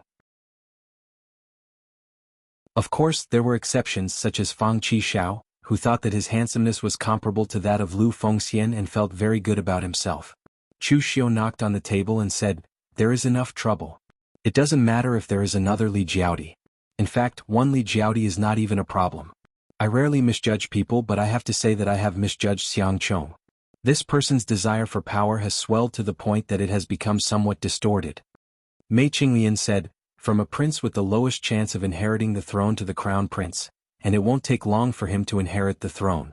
With such a big pie falling on his head, if Xiang Chong doesn't twist it, then I'm afraid he is even more scheming than Xiang Long."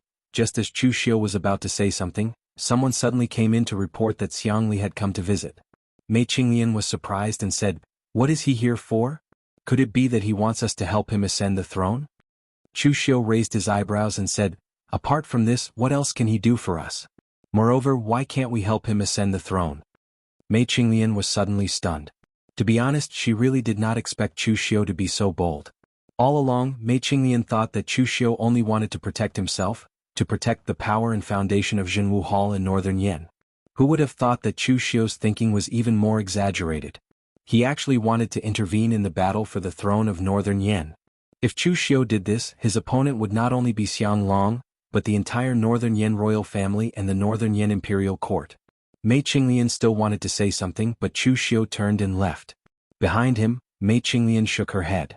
She did not intend to persuade Chu Xiu. Chu Xiu had done many daring things. This one would not make much of a difference. In the meeting hall, when Xiang Li saw Chu Xiu, he rushed over and grabbed Chu Xiu's hand and shouted, "Official Chu! Save me! Help me!" Chu Xiu furrowed his brows.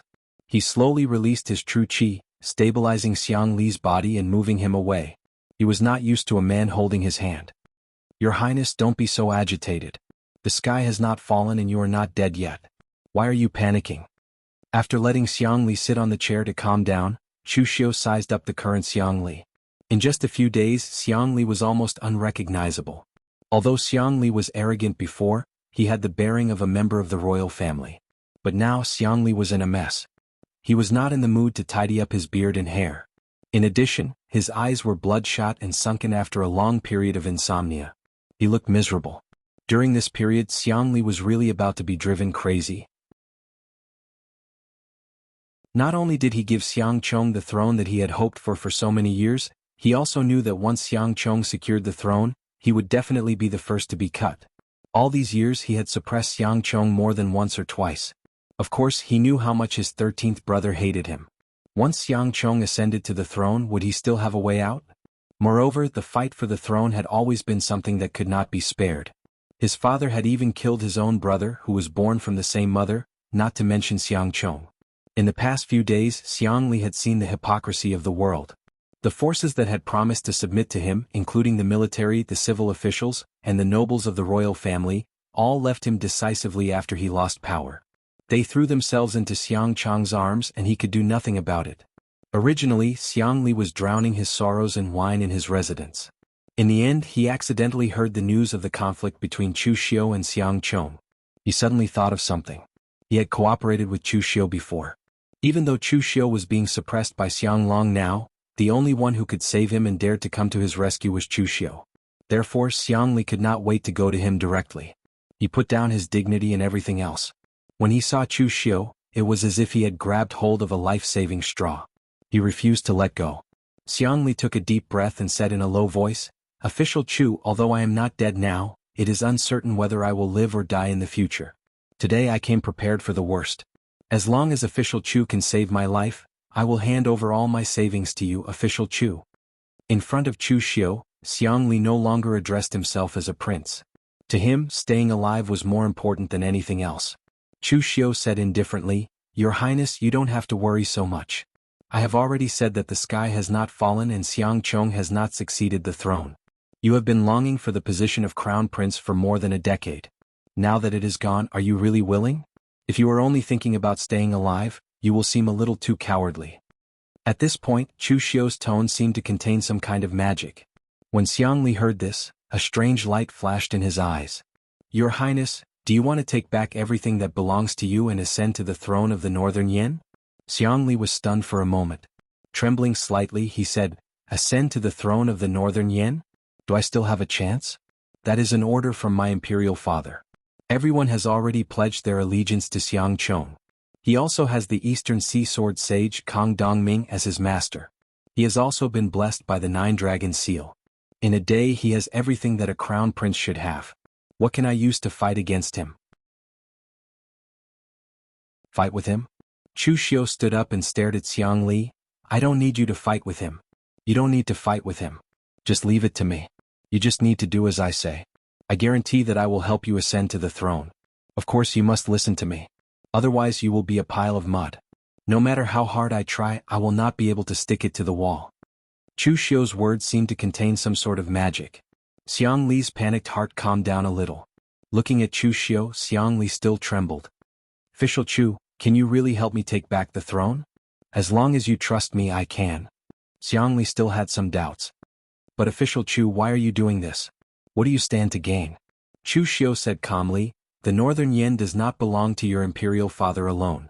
The Northern Yin does not belong to the Xiang imperial family alone, and the Northern Yin does not belong to the Xiang imperial family alone.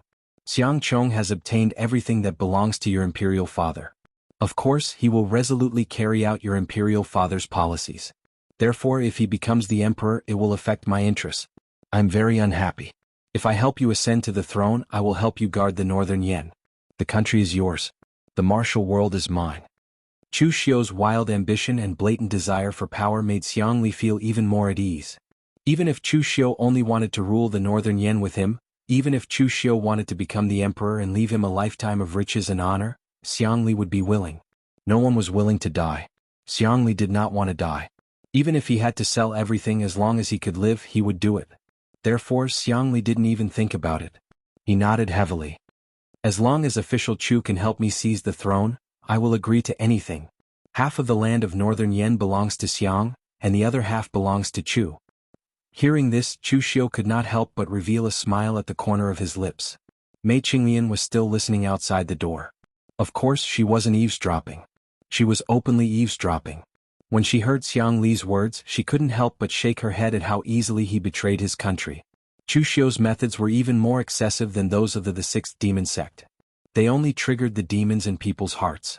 But Chu Xiu, even if people didn't have demons in their hearts, he could still drag them down the path of demons.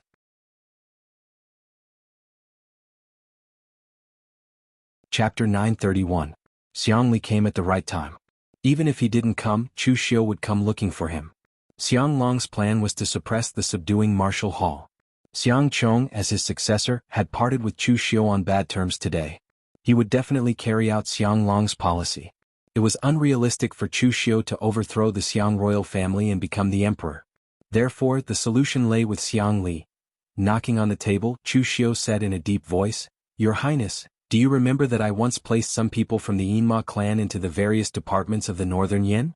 Chu Xiu had a sense of crisis. When he and Xiang Long fell out for the first time, Xiang Chong didn't choose to help him. At that time he contacted Xiang Li and asked Xiang Li to place some people from the Yinma clan into the Northern Yin court. When the daggers were revealed, these people would be very useful. Xiang Li nodded and said, I have been doing this all the time. Now I have placed many people.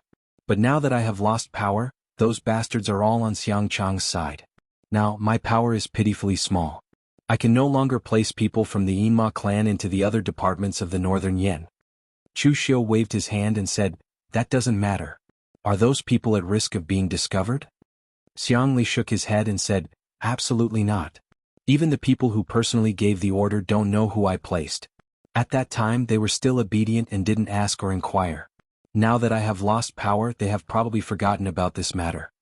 Chu Xiu nodded and said, If that's the case, then there is no problem. Your Highness can go back and wait. Xiang Li was stunned and said, That's it? Chu Xiu asked, What else do you want to do? Can you ambush and assassinate now? Can you fight against Xiang Chong's forces? Xiang Li laughed and said, Of course not.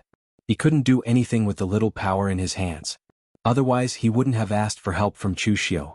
Chu Xiu spread his hands and said, "Since it can't be done, what else can you do besides staying there? Your Highness, you just need to go back and act. Continue acting like you are desperate.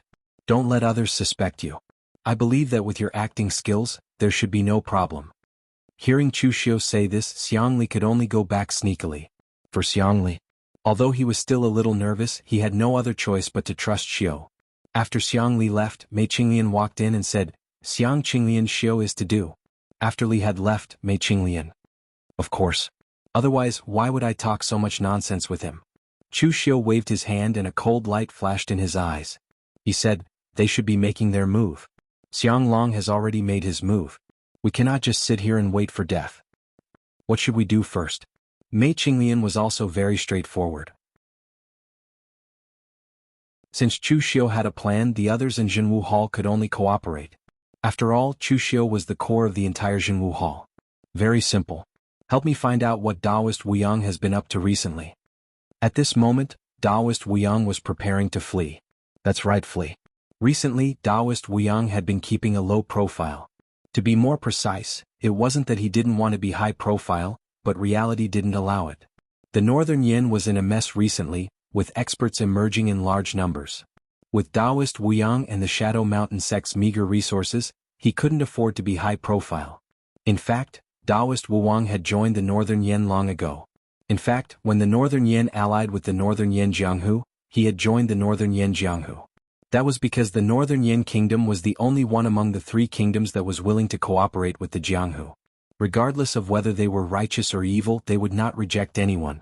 Later on, when Xiang Long and the Northern Yin Jianghu fell out, Taoist Wuyang still chose to follow Xiang Long closely. There was only one reason. He really had nowhere else to go. The Shadow Mountain sect had offended the Kunlun Devil cult, which was equivalent to offending the Hidden Devil sect. Moreover, because of their orthodoxy, they were hated and targeted by Taoism. In the vast Jianghu, if the Shadow Mountain sect dared to directly establish their own sect, who knew when Taoism and the Hidden Devil sect would come looking for trouble with them?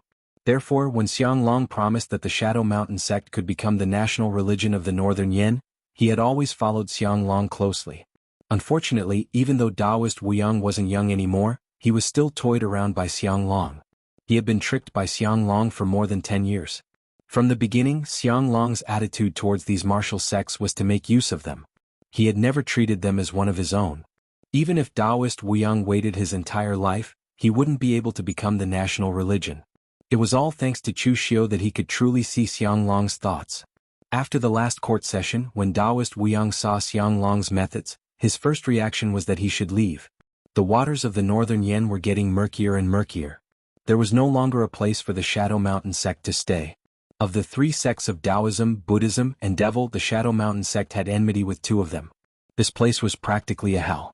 Moreover, Xiang Long was now on the verge of death. It was still unknown what the new emperor's attitude towards him would be after he ascended to the throne. If he didn't leave now, when would he? When a disciple reported that Chu Xiu had come to visit, Taoist Wuyang was stunned. He instinctively thought that Chu Xiu had come to find trouble with him. Although he believed that he had not offended Chu Xiu during this period of time, and even when others were hitting Chu Xiu while he was down, his Shadow Mountain sect still maintained a neutral stance. However, with Chu Xiu's reputation, for him to suddenly visit them would not be a good thing. However, since Chu Xiu had come personally, he had to meet him. He could only have someone bring Chu Xiu in. Seeing the disciples of the Shadow Mountain sect busily packing up, Chu Xiu asked in surprise, "Taoist Wuyang, are you preparing to leave?" Taoist Wuyang smiled bitterly and nodded. "What can I do if I don't leave? Am I going to be hated by others if I stay here? It's better to leave on my own than to be chased away by others." Chu Xiu said indifferently, "Then Taoist, are you willing to part with the foundation that you've worked so hard for in the Northern Yin all these years?" Actually, the Shadow Mountain sect did not have much of a foundation to speak of in the Northern Yin. After all, they had joined the Northern Yin in secret, unlike Chu Xiu's martial suppression hall, which was directly in the open. However, after so many years, the disciples of the Shadow Mountain sect had become familiar with the Northern Yin. Even Taoist Wuyang did not know where to go when they were suddenly asked to leave. Taoist Wuyang said indifferently, "So what if I can't bear to?" "Official Chu, don't tell me you can't sense the current environment in the Northern Yin? I should say that Official Chu, your troubles are the greatest. Are you not anxious, official Chu? Chu Xiu said indifferently, if there's trouble then solve it. Can a living person die from holding his urine? Taoist Wuyang, if you leave now, there will be no place in the martial world for you. Perhaps there will be, but it will be very troublesome. So you might as well stay in the northern Yen. The ownership of the throne, who will win and who will lose, these are still unknown. Taoist Wuyang was not stupid. When he heard Chu Xiu's words he was instantly shocked. You're going to interfere in the fight for the throne? Chu Xiu nodded. What else? Sitting and waiting for death is not my style. Taoist Wuyang opened his mouth, wanting to say something, but not a single word came out. Although he wanted to say that Chu Xiu was very daring, the problem was that this was not the first time that Chu Xiu had done something so daring, and he had always succeeded. Once was reckless, twice was bold, and when it came to the third time, it meant that he had a card up his sleeve. Chu Xiu waved his hand and said, Taoist Wuyang, I won't hide it from you. I'm going to interfere in the fight for the throne in the northern Yen, and I need your help now. Of course I won't force you. If you trust me then stay in the northern Yen. If we work together there will be a place for you in the northern Yen court. If you're afraid that you can't afford the gamble I can understand. But after leaving the northern Yen, the days of the Shadow Mountain sect will not be easy. Taoist Wuyang gritted his teeth and thought. He was actually in a dilemma. Previously when he was an enemy of Chu Xiu he was beaten up by Chu Xiu. Even when news of Chu Xiu's death came, he did not dare to hit the subduing martial hall when they were down. It was because fear of a person would also give rise to a certain kind of confidence in him.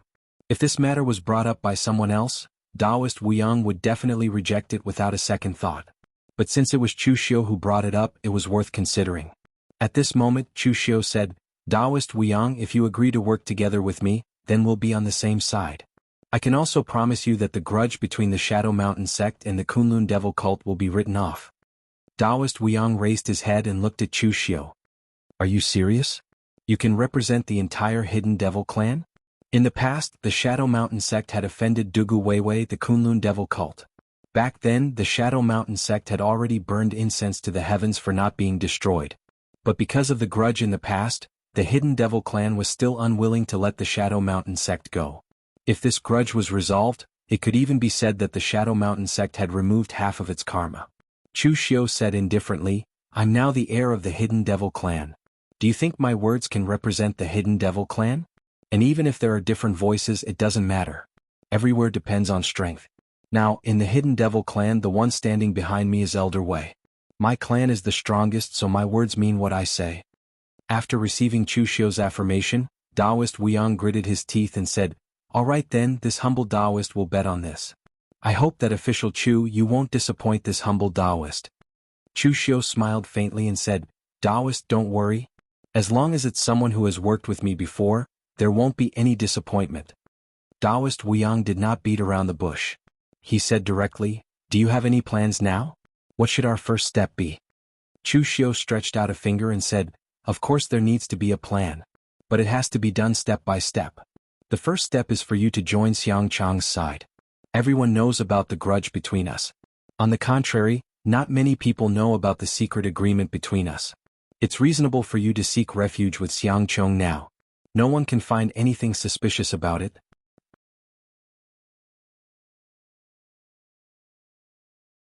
Chapter 932.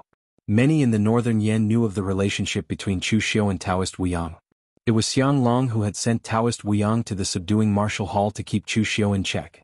In the end, Taoist Wuyang himself failed to live up to expectations and lost to Chu Xiu. The subduing martial hall became Chu Xiu's domain, and the two sides became enemies. No one could have imagined that Taoist Wuyang would be beaten into submission by Chu Xiu. Both sides even secretly cooperated once, and the so-called enmity was long gone. So when Taoist Wuyang came to seek refuge, Xiang Chang's face was full of excitement. He directly grabbed Taoist Wuyang's hand and pulled him into the house, saying, It is my honor that Taoist Wuyang is willing to help me. I have long heard of Taoist Wuyang's great name. Although there were many people siding with Xiang Chong, they were all people from the Northern Yen Imperial Court. These people were not actually siding with Xiang Chong. It could only be said that they recognized Xiang Chong's position as the Northern Yen Crown Prince and were expressing their goodwill to him. If Xiang Long threw the position to someone else the next day, these people would immediately leave just like Xiang Li. This time Taoist Wuyang came to seek refuge as a guest. He was one of them, so Xiang Chang's attitude towards him was naturally incomparably warm. Taoist Wuxia's gloomy old face squeezed out a smile, saying, "Your Highness is too polite. To tell you the truth, this humble Taoist was originally working for His Majesty. Now that His Majesty has given the position to Your Highness, this humble Taoist should naturally turn to Your Highness. I'm afraid that His Majesty no longer needs this humble Taoist." Taoist Wuxia's meaning was that Xiang Long was about to die. He naturally had to find another backer, and Xiang Chong was an excellent choice. Xiang Chong was very satisfied with this kind of blatant way of expressing his loyalty. He liked this kind of honest person. "Taoist Wuxiang, please rest well. I will arrange a welcoming banquet for you tonight." After seeing Taoist Wuxiang off, Xiang Chang's guest official Lin Fengyu, who Chu Xiu had described as an old bull eating young grass, walked over and whispered, "Your Highness, this old Taoist of the Shadow Mountain sect is not easy to deal with. You must be careful." Lin Fengyu naturally did not see through Taoist Wuxiang's weakness. He was only worried that his position would be affected by Taoist Wuxiang. He was Xiang Chang's guest official. In fact, he had been Xiang Chang's guest official even when Xiang Chong was the 13th prince. Of course, this also proved how miserable he had been in the past. He could only be a follower of a prince who had been suppressed to the point of being in dire straits. Although the 13th prince had become the crown prince, he still felt a sense of crisis. In his opinion, he was His Royal Highness's guest commander. After all, he was the first one to join His Royal Highness.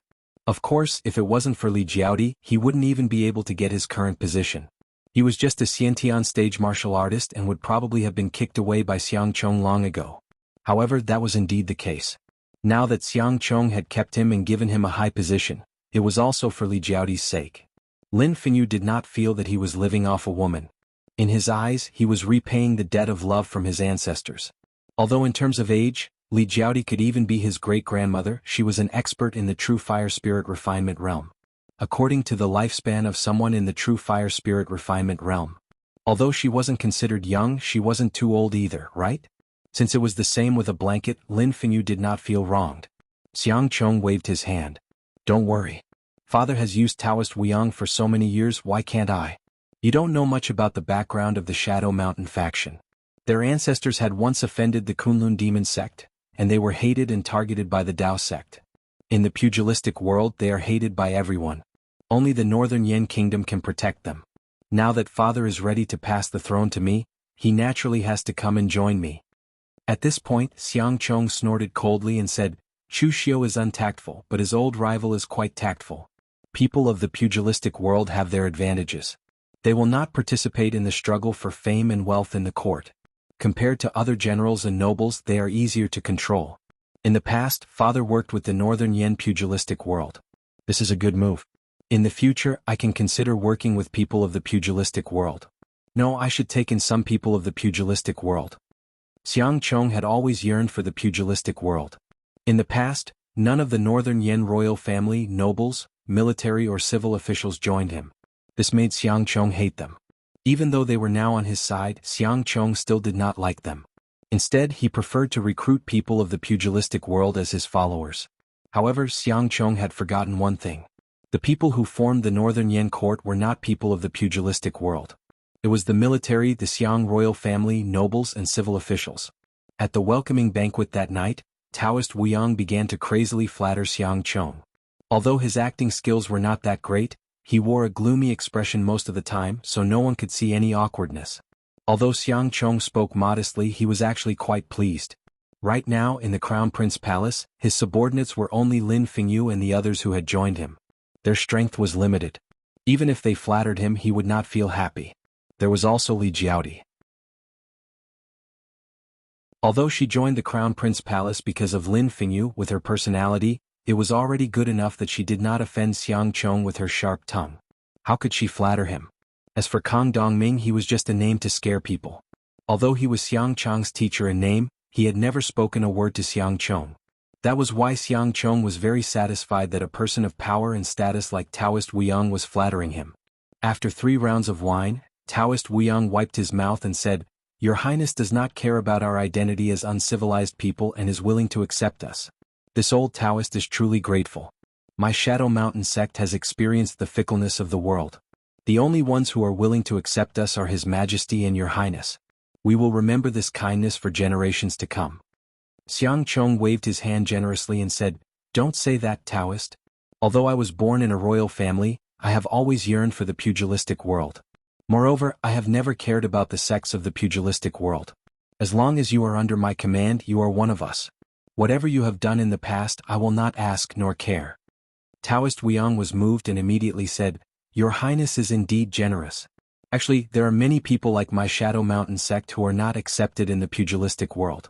Although these people are not weak, their lives in the pugilistic world are also very miserable.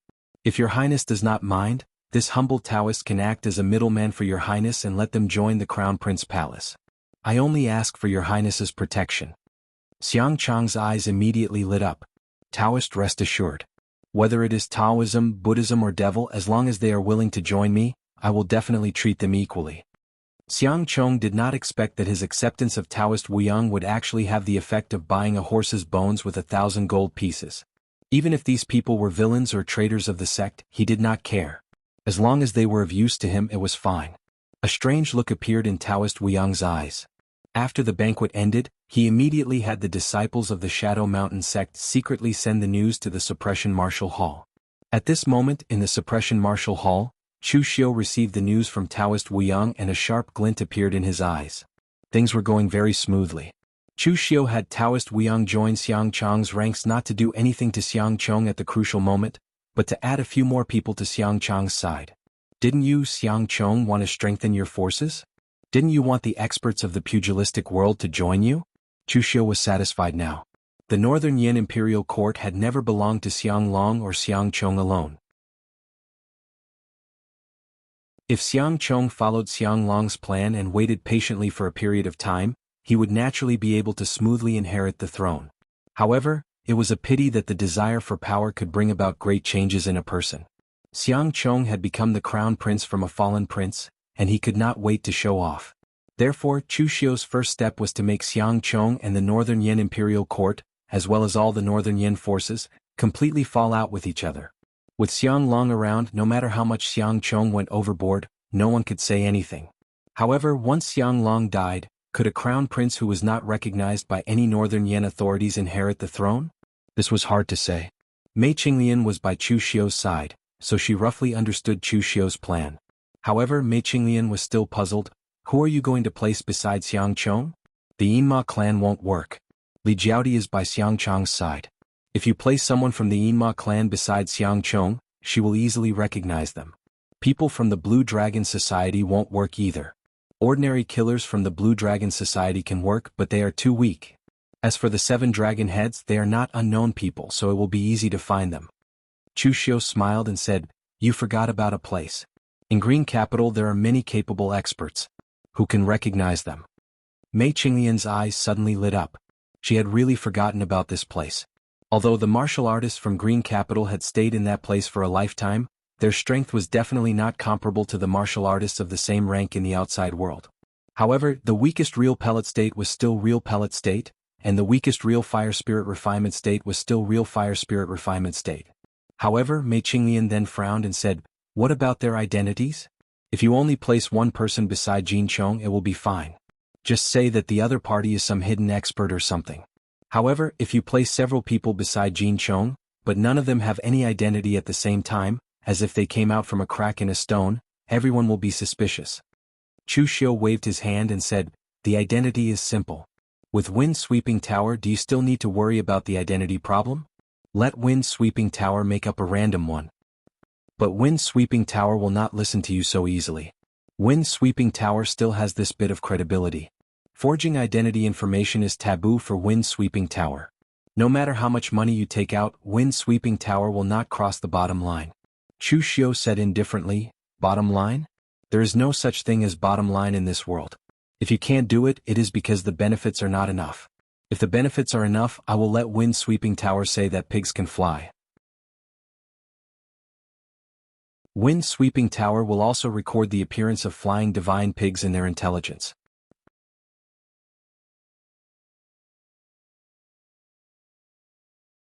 Chapter 933. When Shang Tianliang heard that Chu Xiu was willing to bring out some people from the shopping mall, Shang Tianliang was of course very happy. However, Chu Xiu didn't bring many people this time, just some existences above the real pellet state. In a place like Green Capital, one's own cultivation strength was not used for fighting, but for saving one's life. Without strength one would die. In the outside world some people might praise you for your hard work, but in a place like Green Capital, there was no such thing as hard work at all. If you didn't work hard you would die. Therefore, in the entire shopping mall, there were really many martial artists above the real pellet state, and there were even a few real fire spirit refinement state. Of course, in the entire shopping mall, it should be said that in the history of Shang, only Shang Tianliang could reach the heaven and earth mystic connection state. In a place like Green Capital, because it was impossible to perceive heaven and earth, the aura of heaven and earth was even thin to the extreme, so the bottleneck of the heaven and earth mystic connection state was much greater than the outside world. Shang Tianliang was able to step into the heaven and earth mystic connection state in this place because of his talent, and the obsession in his heart to protect the shopping mall. This time, Chu Xiu directly brought out 2 real fire spirit refinement state martial artists and 6 real pellet state martial artists. He also gave some materials to the shopping mall to ensure that they could live a more comfortable life in an environment like Green Capital.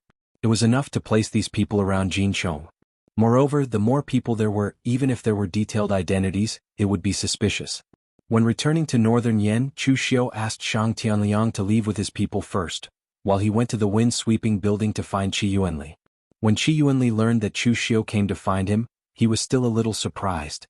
Others didn't know about the ups and downs of the Northern Yen Imperial Court and the pugilistic world, but the wind-sweeping building definitely knew. Chu Xiu was one of the protagonists of these ups and downs. Now Chu Xiu should be in Northern Yen, scheming with Taoism and Buddhism and the Northern Yen royal family. Why did he suddenly come to the wind-sweeping building? Although Qi Yuanli was puzzled, he still welcomed Chu Xiu politely. He smiled and said, "May I know why official Chu has come to my wind-sweeping pavilion?" Chu Xiu didn't beat around the bush. He said directly, "Tower Master Qi, the reason why I'm here is simple. I just want to buy something." News? Identity.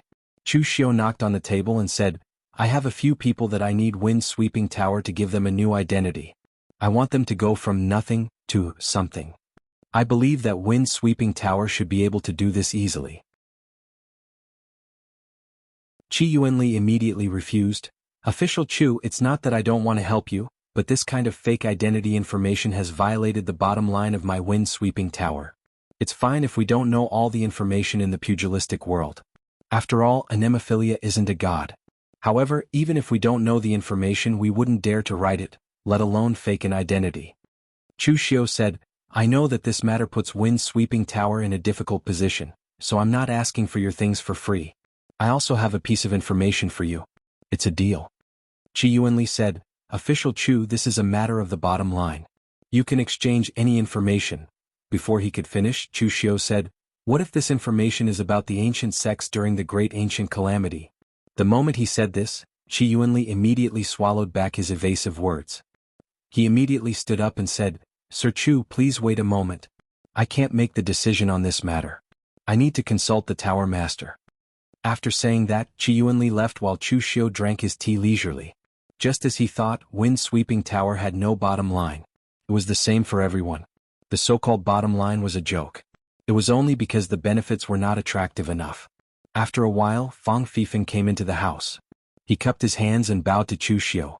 He said in a deep voice, "Official Chu, do you really know the whereabouts of those sects during the Great Ancient Calamity?" Wind-sweeping tower was the top existence in the world. They didn't pursue power and influence. On the contrary, they pursued collecting all the information in the world. It could even be said that wind-sweeping tower's anemophilia enjoyed the pleasure of being the only one sober when everyone else was drunk. Just like many sects in the underworld, wind-sweeping tower knew a lot about the Great Ancient Calamity, but not much. Although they could vaguely deduce some things by combining all the information and clues, they did not have any direct evidence to prove it. What Chu Xiu said was indeed very attractive to wind-sweeping tower. Chu Xiu didn't keep them in suspense. He directly told wind-sweeping tower all the information. There were too many people who saw this. Sabodhi Zen Temple and Great Light Temple both knew about it. There was nothing to hide. Chu Xiu wasn't afraid that wind-sweeping tower would not help him after knowing the news. Wind-sweeping tower could survive until now because they were indeed very trustworthy. They almost didn't offend anyone. The pugilistic world needed a place like wind-sweeping tower to provide them with information at all times. Therefore, almost no one would take action against a force like Wind-Sweeping Tower.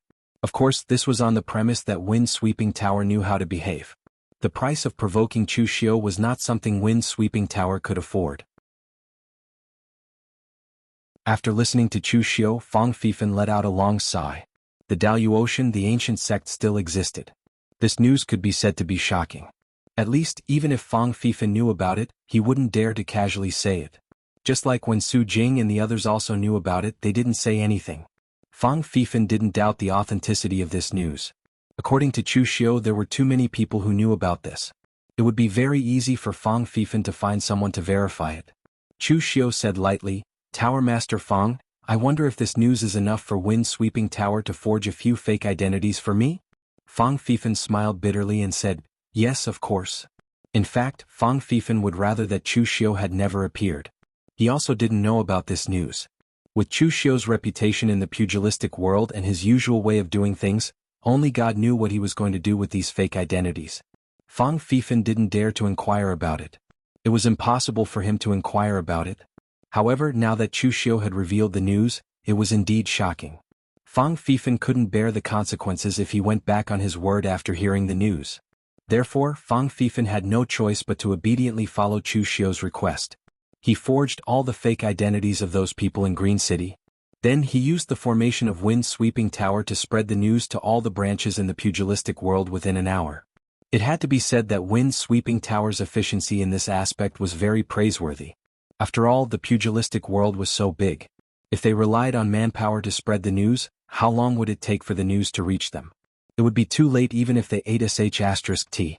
Therefore, the most important thing for Wind-Sweeping Tower to do in the pugilistic world was to distinguish the importance of the news.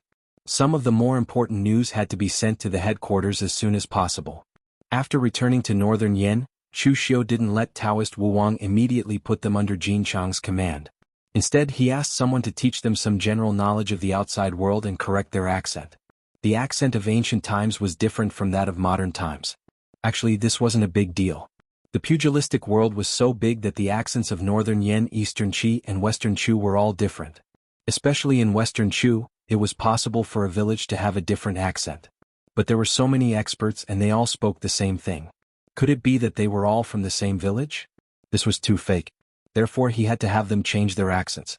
Half a month later, in Xiangcheng's Crown Prince Palace, Taoist Wu Wang pulled the people from Merchant City in front of Xiangcheng and said proudly, "Your Highness, these are the people this humble Taoist found for you. They are all old friends of this humble Taoist in the past, but all of them have experienced many hardships in their lives." When they heard this humble Taoist say that Your Highness is broad-minded and doesn't care about their past and is willing to take them in, they were very touched and came to seek refuge with Your Highness. Of course, there are also some who have already given up and would rather cultivate in the barren mountains than come back into the pugilistic world. This humble Taoist is powerless to help these people. As he said this, Taoist Wu Wang revealed an expression of pity. Perhaps it was because he had told too many lies, but Taoist Wu Yang spoke in an incomparably natural manner, as though he really knew so many experts. At this moment, Xiangcheng was almost in a daze. Previously, Li Jiaodi had joined him because of her relationship with Lin Fenyu, which had already made Xiangcheng extremely happy. Later, Taoist Wu Wang brought the entire Yin Mountain sect to join him, which also made Xiangcheng ecstatic. In the end, Taoist Wu Wang brought 2 more true fire spirit refinement realm and 6 real pellet realm martial artists. This gave Xiangcheng the illusion that he could face the Temple of Great Light head-on. Xiangcheng was stunned for a long time before saying, Quick, Taoist, quickly come and introduce the seniors to this humble palace." Taoist Wu Wang had memorized for a long time before, and when he heard this he immediately pointed at one person and said, "This is the only survivor of the Qian Yuan sect of the previous generation, Qian Yuan Divine Palm Jiang Kunyi. 100 years ago the Qian Yuan sect was destroyed and Brother Jiang was hunted down for more than 10 years. He hid in the 100,000 mountains enduring the humiliation. Just as he was about to come out for revenge, he found out that his enemy's sect was also destroyed. It was truly tragic. And this is the only disciple of the rogue cultivator Taoist Guangling, Chen Yuxing. However, Taoist Guangling was killed by the big boss of the Yinma faction, 10 Directions old demon Yuan Tianfang. In order to escape, he could only change his appearance and live in seclusion in the South Sea. And this Taoist Wuyang narrated the background that Chu Xiu had given him to Xiang Chong with great familiarity. These backgrounds were all extremely detailed, but they all had one thing in common. Although there were traces of their origins, they were all dead men who could not prove anything. For example, Yuan Tianfang, Taoist Guangling, did indeed exist, but his personality was strange. Who knew if he had a disciple? Moreover, Yuan Tianfang did have a grudge against the Dao faction, and had killed many people from the Dao faction. Taoist Guangling also died in his hands. But the problem was that Yuan Tianfang had also died in the hands of Chu Xiu, so naturally there was no proof.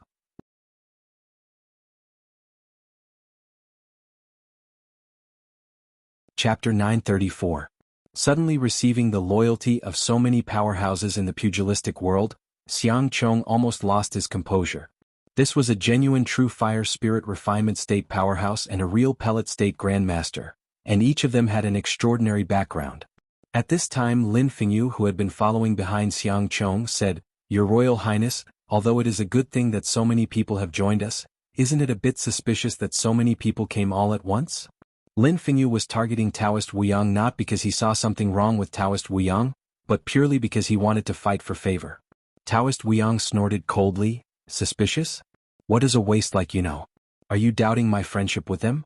We are all in the same boat, and I have friendship with many powerhouses in the pugilistic world.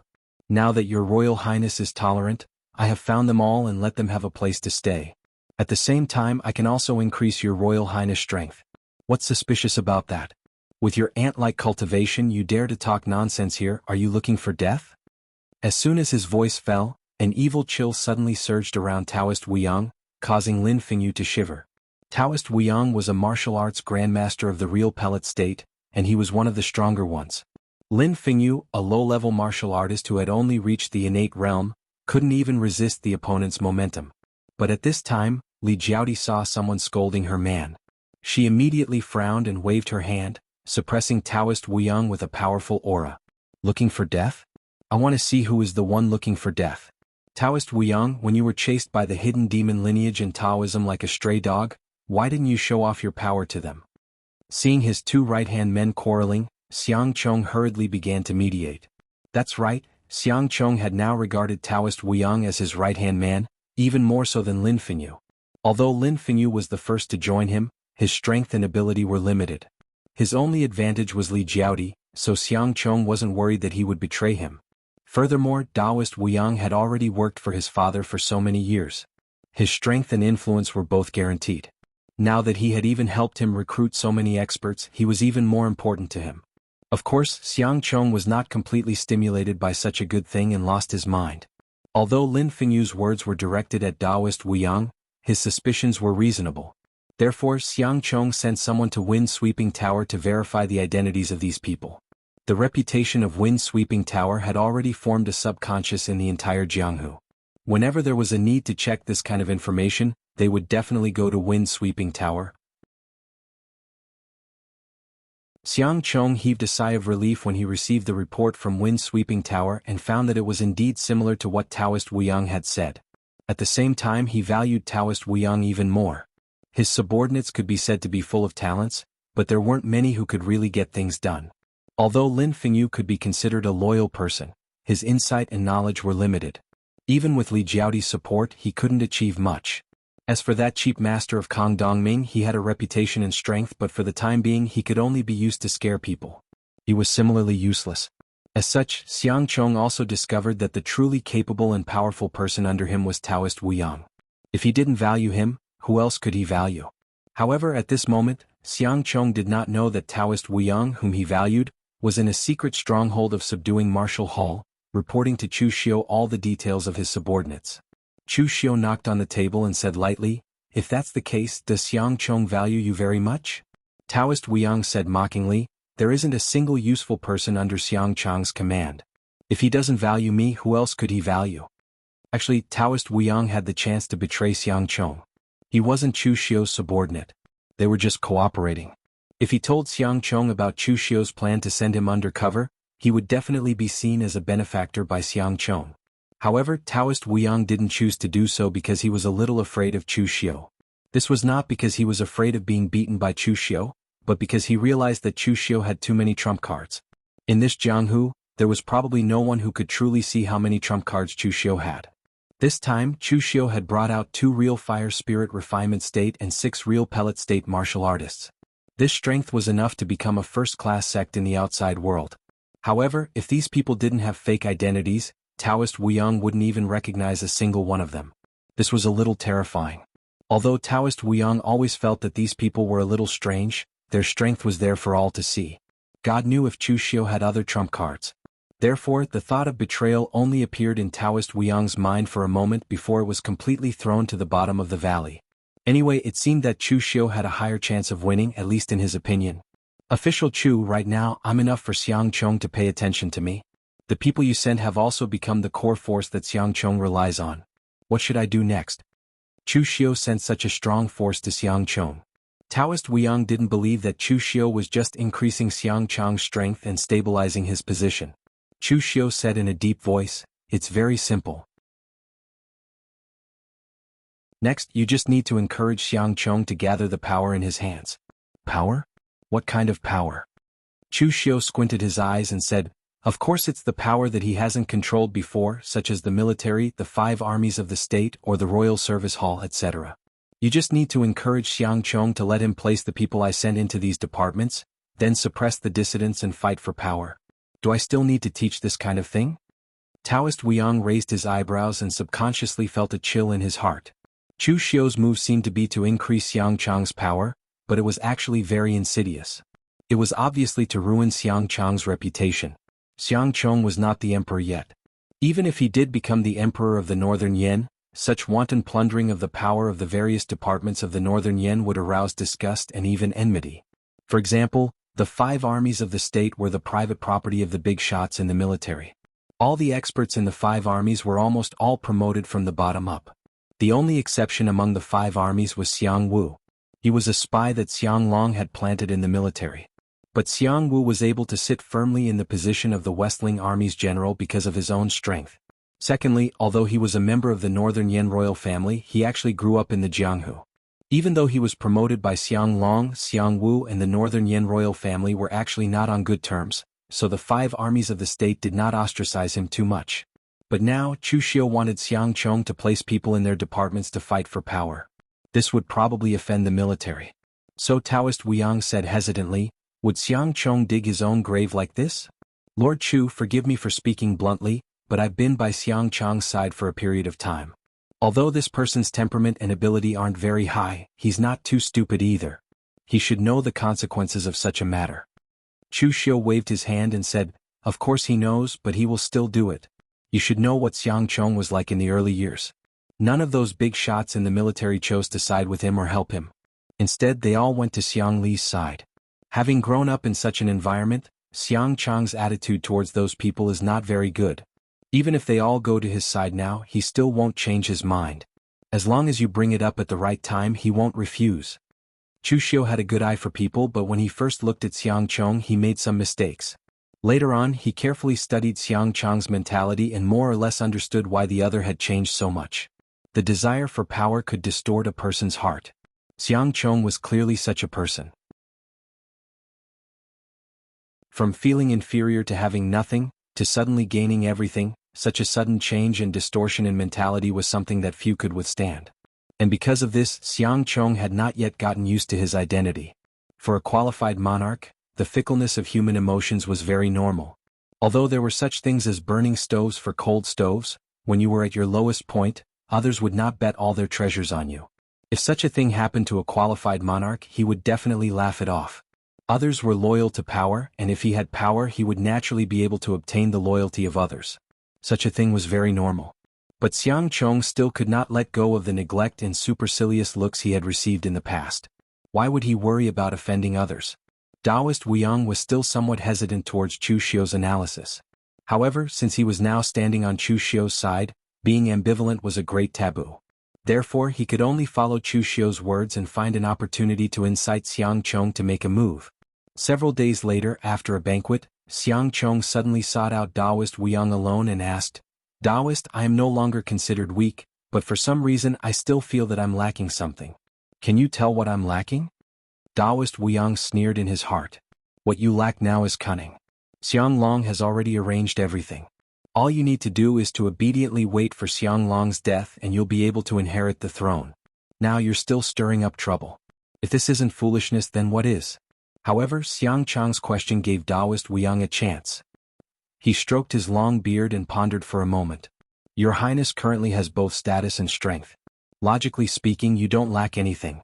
However, there is only one thing you lack and there is no way to make it up for now. Therefore it's best not to say it. Xiang Chong hurriedly said, Taoist, why are you still keeping me in suspense? What exactly do I lack? Tell me first, then I'll know if it can be made up for. Taoist Wuyang's face turned solemn as he said resolutely, power. Your Highness, what you lack now is power.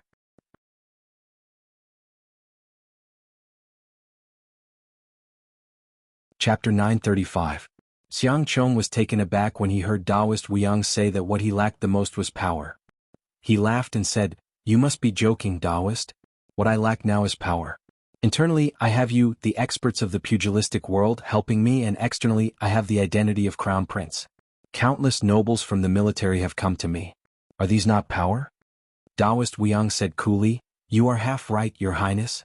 Although we are your men, we are, after all, the ruffians of the pugilistic world. Our words carry limited weight in the Northern Yen Imperial Court. As for those from the military or the Imperial Sinecure Hall, although they are nominally loyal to Your Highness, if you go to the 5 great armies and see if you can mobilize the lowest-ranking officer? You can't even mobilize the lowest-ranking officer. Your Highness, you call this power? Your power is not power, it is just the face that those people are giving you. The smile on Xiang Chang's face gradually disappeared as he listened to Taoist Wuyang's words. That's right, this power did not belong to him. Or it should be said that it had never belonged to him. Although those people were on his side in name, once he gave any orders, he would still need their agreement before he could command them. They were unlike Taoist Wuwang and the others who were on his side. If he told them to go east, they would definitely not dare to go west. Xiang Chong said fiercely, Taoist Wuyang, what do you think I should do to get the power? Taoist Wuyang shook his head and said, Getting it is easy. Your Highness, you have such a strong force under your command. Just give an order and insert someone into the 5 great armies or the Imperial Sinecure Hall as a spy. You might not be able to get all the power, but at least a part of it is not a problem. But I don't suggest Your Highness to do that, as it will offend the experts from the military or the Imperial Sinecure Hall. The loss outweighs the gain. It would have been better if Taoist Wuyang did not advise him, but his advice only made Xiang Chong even angrier. I am the Crown Prince of Great Yen. In the future, the entire Great Yen will belong to me. Now, I'm not trying to usurp their positions, I'm just trying to insert some people into their ranks. Yet they are so unwilling. Does the Great Yen belong to us, Xiang clan, or them? Taoist Wuyang sneered in his mind. Of course, the Northern Yen belongs to Xiang clan at least for now. But if there's no one else, do you think that the Xiang family alone can support the entire Northern Yen? Unfortunately, Xiang Chong had not thought of this point. The more Taoist Wuyang persuaded him, the more determined Xiang Chong became. He placed all the merchant city warriors sent by Chu Xiu into the 5 armies of the state and the Imperial Consecrator Hall. The merchant city martial artists that Chu Xiu had brought with him were not idiots. In fact, martial artists who grew up in a place like Green City had spent their lives fighting. Although they had not come into contact with the intrigues of the outside world, it did not mean that they did not know these things. However, Chu Xiu had already given them instructions. There was no need for them to have any scruples, and there was no need for them to care about the power struggle. They could just go as far as they could. They had to put on an appearance of insatiable greed and crazily fight for power. The more they offended these people, the better. Most things were difficult to do well, but it was very easy to do bad things.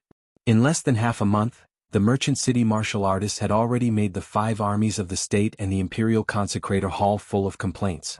Of the 2 true fire spirit refinement state martial artists, one was thrown into the Imperial Consecrator Hall by Xiang Chong, and the other was placed in the Dongshan army in the Northern Palace. As for the 6 real pellet state martial artists, there was one from the Imperial Consecrator Hall, and one from each of the 5 armies of the state. The more they went overboard in Xiang Chong's view, the more they did their best for him, and the more satisfied he was. In the cool breeze of Yanjing City, Chu Xiu sat in the corner by the window and drank tea, listening to Mei Qinglian's report on the various situations in Yanjing City during this time. Of course, it was mainly about Xiang Chong. Although the Cool Breeze Inn was a restaurant, its wine was not the most famous. Instead, it was a variety of dishes that were very good, especially the vegetarian dishes. It was said that the chef used to be a cook in the kitchen of the Great Light Temple. Of course, Chu Xiu had never seen the monks of the Great Light Temple in this place. Thinking about it, it was normal. Those monks had been eating vegetarian in the Great Light Temple for a lifetime. It was sad that they still had to eat this when they finally came out. Next to Chu Xiu, Tang Ye ordered a lot of things and ate there. He didn't even listen carefully to the conversation between Mei Qinglian and Chu Xiu. The people who played tricks had dirty hearts. Official Chu's heart was probably dirty. Xiang Chong, that kid, would definitely vomit blood because of the scheme. There was nothing good to listen to. If he listened too much, it would affect his appetite. After listening to Mei Qinglian, Chu Xiu knocked on the table and said, "Xiang Chong actually didn't have the slightest doubt? It seems that I overestimated him this time." Mei Qinglian sneered and said, "That kid was just a fallen prince. Although he was doted on by Xiang Long, his status was different. Xiang Long didn't have time to teach him those tricks. How good can he be? Look at the people around him. They're all like Lin Fenyu. They can't do anything right. Even Li Jiaoti's mind is not clear. The only person who can be considered to have some tricks is the spy you sent. It would be strange if he could see that something was wrong." Chu Xiu raised his teacup and shook his head. He said, "What spy? That sounds bad. It's called undercover." Tang Ye raised his head from the pile of food and said, "It's the same meaning." Before Chu Xiu could reply, Xiang Wu came up from downstairs. Chu Xiu sat on the top floor of the Cool Breeze gang. With his fierce reputation, only someone like Xiang Wu would dare to let up here. Seeing Chu Xiu here, Xiang Wu casually greeted him. "So you are here, Brother Chu. No wonder it's so quiet here.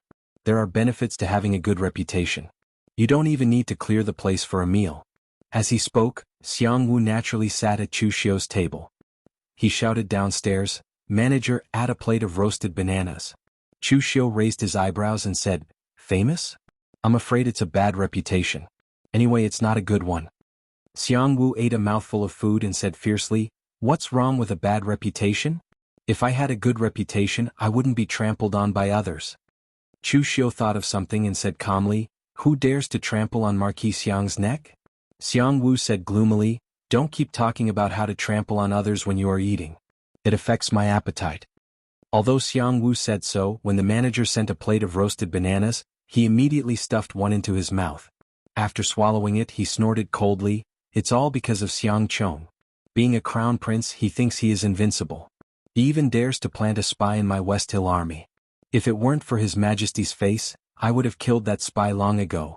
A weak real pellet state martial artist dares to come to my territory to share power?" Chu Xiu touched his chin. "I seem to want to tell those martial artists in the merchant city that while fighting for power, it's best to avoid provoking Xiang Wu and the other generals of the 5 armies. These guys are not to be trifled with. For example, Xiang Wu's peak combat power is already qualified to challenge the existence of real fire spirit refinement realm, but the martial artists from the merchant city are weaker than the martial artists of the same rank.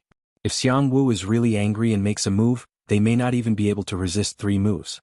Chu Xiu handed a cup of tea to Xiang Wu and said, "I also heard about this matter. A new official has to make 3 moves, not to mention the crown prince. Of course he wants to make some achievements." Xiang Wu sneered and said, "If you want to make achievements, you have to encroach on our interests? This group of people from the Xiang family royal family is really not good. They only know how to fight for power." Chu Xiu's expression was a little strange. Is this master muddled from anger? He seems to have forgotten that he is also a member of the Xiang family. After Xiang Wu finished scolding, he reacted and stuffed another banana into his mouth gloomily. Chu Xiu asked, "Then what are you going to do now, Master Ho?" Xiang Wu said gloomily, "What else can I do? Nothing. Xiang Chong has just been appointed as the crown prince.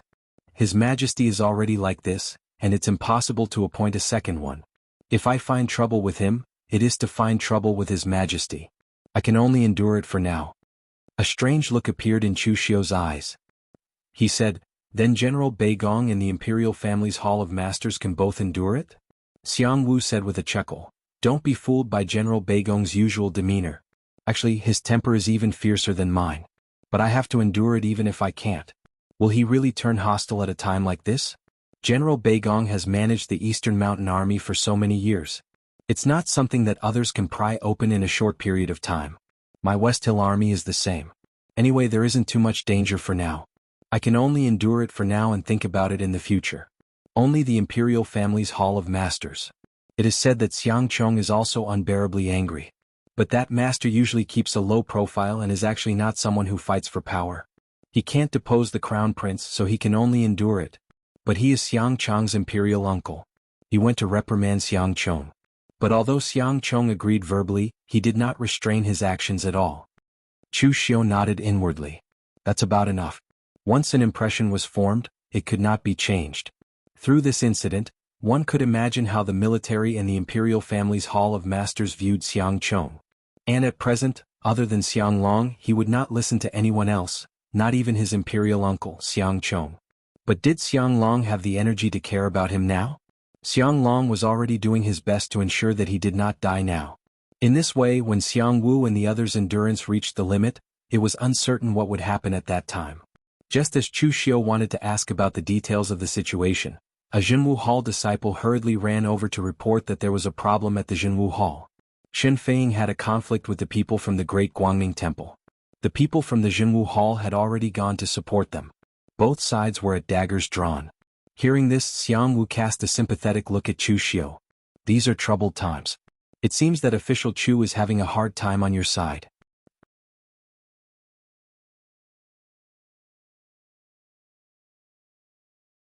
Chapter 936. Xiang Wu's sympathy made Chu Xiu a little depressed. This sudden incident directly disrupted Chu Xiu's plan. Food had to be eaten one bite at a time. Naturally, troubles had to be solved one by one. Previously, Chu Xiu's plan was to first deal with Xiang Chong and help Xiang Li ascend the throne. The Taoist and Buddhist lineages were found by Xiang Long. When the new emperor ascended the throne, Chu Xiu could naturally let the new emperor issue a decree to expel the Taoist and Buddhist lineages. Moreover, it was very simple to fall out. As long as the Northern Yen strictly ordered the people not to worship the Taoist and Buddhist lineages, the Great Light Temple and the Chunyang Dao sect could not do anything. They could control the pugilistic world, but they could not control the people of the Northern Yen unless they got rid of the Northern Yen Xiang family and replaced them with a royal family. However, who would have thought that the group of monks and Taoist priests would start to cause trouble so soon before the trouble on Xiang Chong's side was completely resolved? In fact, during this period of time, be it the Taoist and Buddhist lineages or the Jinwu Hall, these three parties were restraining themselves. Both the Taoist and Buddhist lineages focused on preaching. They tried their best to recruit talented young disciples. Chu Xiu planned to deal with Xiang Chong first. At this time, he did not want to be enemies with the Taoist and Buddhist lineages. However, the people of the Taoist, Buddhist and demon lineages did not like each other. Even if they suppressed their anger, there was no telling when the conflict would start, just like now. Chu Xiu snorted and asked Tangya to stop eating. He turned to Xiang Wu and said, "The Jinwu Hall has urgent matters to attend to. I won't accompany you." Xiang Wu nodded and said, I understand. After Chu Xiu and the others left, Xiang Wu looked at the large table in front of him that Tangya had almost finished eating. He wondered, did they pay the bill just now? In front of the Giant Spirit Gang, Shen Feiying was confronting a group of monks with a group of Giant Spirit Gang disciples. At this time, the Giant Spirit Gang had completely become the vassal of the subduing Martial Hall. Shen Feiying was also Chu Xiu's #1 loyal dog, or rather, a mad dog. He would bite whoever he was told to bite. Of course, this was not because Shen Feiying was truly loyal, but because he had no choice but to be loyal. He had not obtained his position properly. He had colluded with Chu Xiu to kill the previous gang leader Fang Datong. That was how he had obtained the position of gang leader. Moreover, he now relied on the resources and techniques of the Zhenwu Hall to step into the real pellet state. As a result, his everything was tied to Chu Xiu or the Zhenwu Hall. The interests of both sides were bound together. He couldn't betray them at all. Because of this, when facing the people from the Great Light Temple, this group of monks that he could only look up to before, he did not give in at all. Masters, no matter how powerful the Great Light Temple is, you can't be so overbearing, right? Did the Great Light Temple ever put the Zhenwu Hall in your eyes when you came to my Giant Spirit Gang to ask for him? Have you ever put official Chu in your eyes? The leader of the Great Light Temple side was a middle-aged monk named Su Ning with a kind face. He was inconspicuous among the Su generation in the Great Light Temple. Although he was not the first seat in the Vajra courtyard, he was also responsible for helping Su Yen take charge of the Vajra courtyard. He was mainly responsible for teaching the disciples who had just joined the Vajra courtyard. However, he was not teaching martial arts, but was responsible for easing the stubborn flaws in the other party's mind. After all, the Vajra Heart Sutra of the Vajra courtyard could easily make one's anger rise. Su Ning's expression did not change as he said, "Gang leader Shin, it's not that the Great Light Temple is overbearing, but that the giant spirit gang has gone too far. Just now, the Great Light Temple was about to accept the Wang family's disciple into the temple, and then you destroyed the Wang family and took away the Wang family's disciple. Isn't this targeting the Great Light Temple?" The conflict between the Great Light Temple and the giant spirit gang was very simple. The Great Light Temple could come to the northern Yen to preach, so naturally, they had to travel all over the northern Yen Jianghu to find suitable disciples. Actually, the Great Light Temple had always given the people of Jianghu a bad impression. Most people felt that the Great Light Temple was too overbearing and liked to meddle in other people's business. Therefore this time the Great Light Temple changed their attitude from before. They visited some of the small forces in the northern Yen and personally visited them to give pointers on the martial arts of the small forces. Of course, they also preached Buddhism at the same time, although basically no one was willing to listen to the latter. However, this also made many of the small forces lower their guard, and it really allowed the Great Light Temple to find many disciples who met their requirements. The Wang family's disciple was one of them. The Wang family was a small aristocratic family around Yanjing City, and the head of the Wang family was only in the physical invulnerability realm. Knowing that his son could become a disciple of the Great Light Temple, the head of the Wang family was very excited. He subconsciously thought that he had become someone who had a backer. His son was not even 20 years old and had not even begun to roam the Jianghu. He did not understand what it meant to become a monk in the Great Light Temple. He only knew that he seemed to have a backer who was thousands of times stronger than his father. However, to join the Great Light Temple, one still needed to undergo a series of rituals such as tonsure. The Great Light Temple was prepared to let the Wang family's disciple wait for a period of time until the Great Light Temple recruited a sufficient number of disciples, then they would undergo tonsure together. Who would have thought that after waiting for such a long time, an incident would occur? The Wang family happened to be under the control of the giant spirit gang. According to the rules of the Jinwu Hall, the Wang family had to give a portion of their monthly income to the giant spirit gang as a tribute. Now that the Wang family had a backer, they were naturally unwilling to hand over this portion of the tribute. They even had a conflict with the members of the giant spirit gang. The disciple of the Wang family was too young. In his anger he did not hold back. He even ambushed and killed a member of the giant spirit gang. This angered Xin Feiying. If the Wang family had only said that their son was about to join the Great Light Temple, the giant spirit gang would not have forcefully taken that portion of the tribute. Chu Xiu had decided to deal with Xiang Chong first, so he had already instructed the people of the Jinwu Hall to make appropriate concessions to the Taoist and Buddhist sects in some small areas. However, now that someone had died, it was a slap in the face for the giant spirit gang. It was also a slap in the face for the Jinwu Hall and Chu Xiu. Therefore, Xin Feiying had ordered the extermination of the Wang family and the capture of the Wang family disciple. Big monk, don't accuse me. The Wang family disciple killed one member of the giant spirit gang, so the giant spirit gang will exterminate his entire family. The giant spirit gang is now following official Chu. If we can swallow this kind of insult, then we will be disgracing official Chu. Su Ning put his palms together and chanted the name of Buddha. This penniless monk does not want to talk about gratitude and grudges, right and wrong. However, killing is not too much. The dozens of members of the Wang family were all exterminated in the hands of the giant spirit gang. This killing is enough, right? The dead cannot be resurrected. This penniless monk will not kill dozens of members of the giant spirit gang to avenge the Wang family. Therefore, this penniless monk only asks Chief Shen to hand over the Wang family disciple to this penniless monk. Xin Feiying didn't even think about it and directly refused. Impossible. It was this kid who killed them first. If we hand over the culprit, how will the other northern Yen pugilistic world people look at the Jinwu Hall? Moreover, the giant spirit gang exterminated the Wang family. That kid must hate the giant spirit gang to the bone. How can I let this kid go and find trouble for myself in the future? Su Ning sighed and said, since this is the case, then there is no other way. Chief Shen does not want to hand over the person, so this penniless monk can only take him by force. As Su Ning's voice fell, the fierce and violent golden gang qi around his body suddenly erupted. The Vajra's angry eyes could destroy evil and subdue demons. Su Ning was one of the few people in the Vajrayard who could suppress the side effects of the Angry Eyes Vajraheart Sutra with his own state of mind. Therefore he appeared to be extremely calm most of the time. But even if he was calm, he was also from the Vajrayard. This Angry Eyes Vajraheart Sutra was also fierce and extremely violent when it was performed to the extreme. The demon-subduing seal landed. Shen Feiying only took such a move, and he was directly blasted out. His internal organs were shaken, and he resisted spitting out a mouthful of blood. His eyes were full of horror. Shen Feiying had just stepped into the real pellet state not long ago, and his own strength and talent were indeed not good. Although he stepped into the real pellet state with the resources of the Jinwu Hall, his own strength was still very weak. In the same realm, the gap in combat power was also the same. Shen Feiying's strength was almost the worst in the real pellet state. He might even be inferior to the martial artists who came from the mall and were not familiar with the power system of the outside world. At least, his physical body was strong and he was relatively resistant to beatings. Unlike him, he was almost beaten to vomit blood after just one move. Su Ning's face remained unchanged, and another demon-subduing seal landed. Su Yin also told them before that the main purpose of coming to the Northern Yen sect was to preach. Grudges and troubles should be avoided as much as possible. Therefore he didn't make a ruthless move this time. He just wanted to temporarily abolish Shen Feiying's combat power, save him and leave.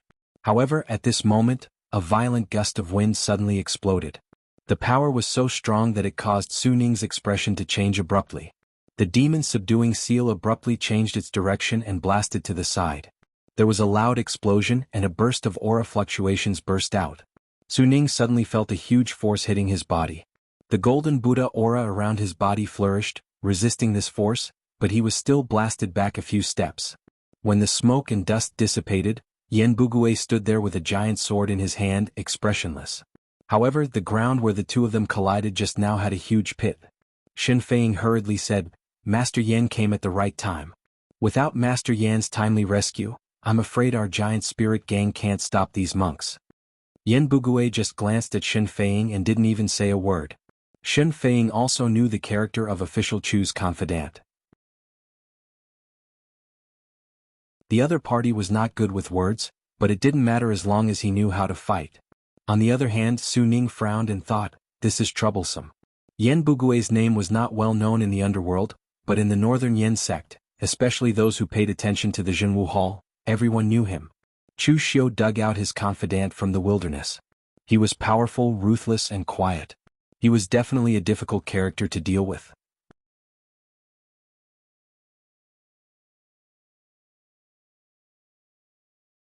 Chapter 937. The conflict with the giant spirit gang was actually because of a small matter. Su Ning originally did not want to make a big deal out of it. Originally, he thought that with the Great Light Temple stepping in, Shen Feiying would definitely let the person go. However, he did not expect Shen Feiying's attitude to be so tough. Now that even one of Chu Xiu's confidants, Yen Bugui, had come personally, the risk of this matter becoming a big deal had increased.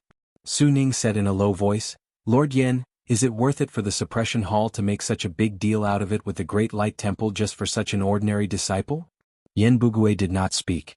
He just raised the heavy sword in his hand and pointed it at Su Ning. His meaning was clear.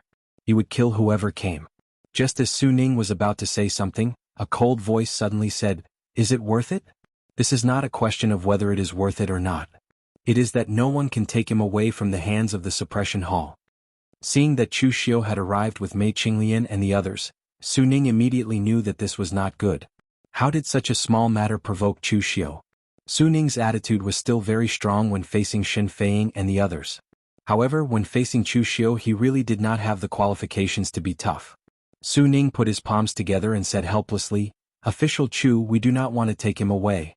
It is just that the Wang family disciple is a disciple that the Great Light Temple is prepared to take in and shave his head. We just want him back." Chu Xiu said indifferently, "Is that so? But what does this have to do with him killing people from the suppression hall? Putting aside the fact that he is not a disciple of the Great Light Temple, even if he has officially shaved his head and become a disciple of the Great Light Temple, do you think that he will be safe and sound after killing someone from the suppression hall? The people from the Great Light Temple think too highly of themselves." Su Ning's expression suddenly changed. Chu Xiu's words were somewhat like a slap in the face. At that moment, another group of monks walked over from afar. Su Yen led 2 old monks from the Temple of Great Light over with a grim expression. Su Yen could not be blamed for being anxious. This matter had happened too suddenly.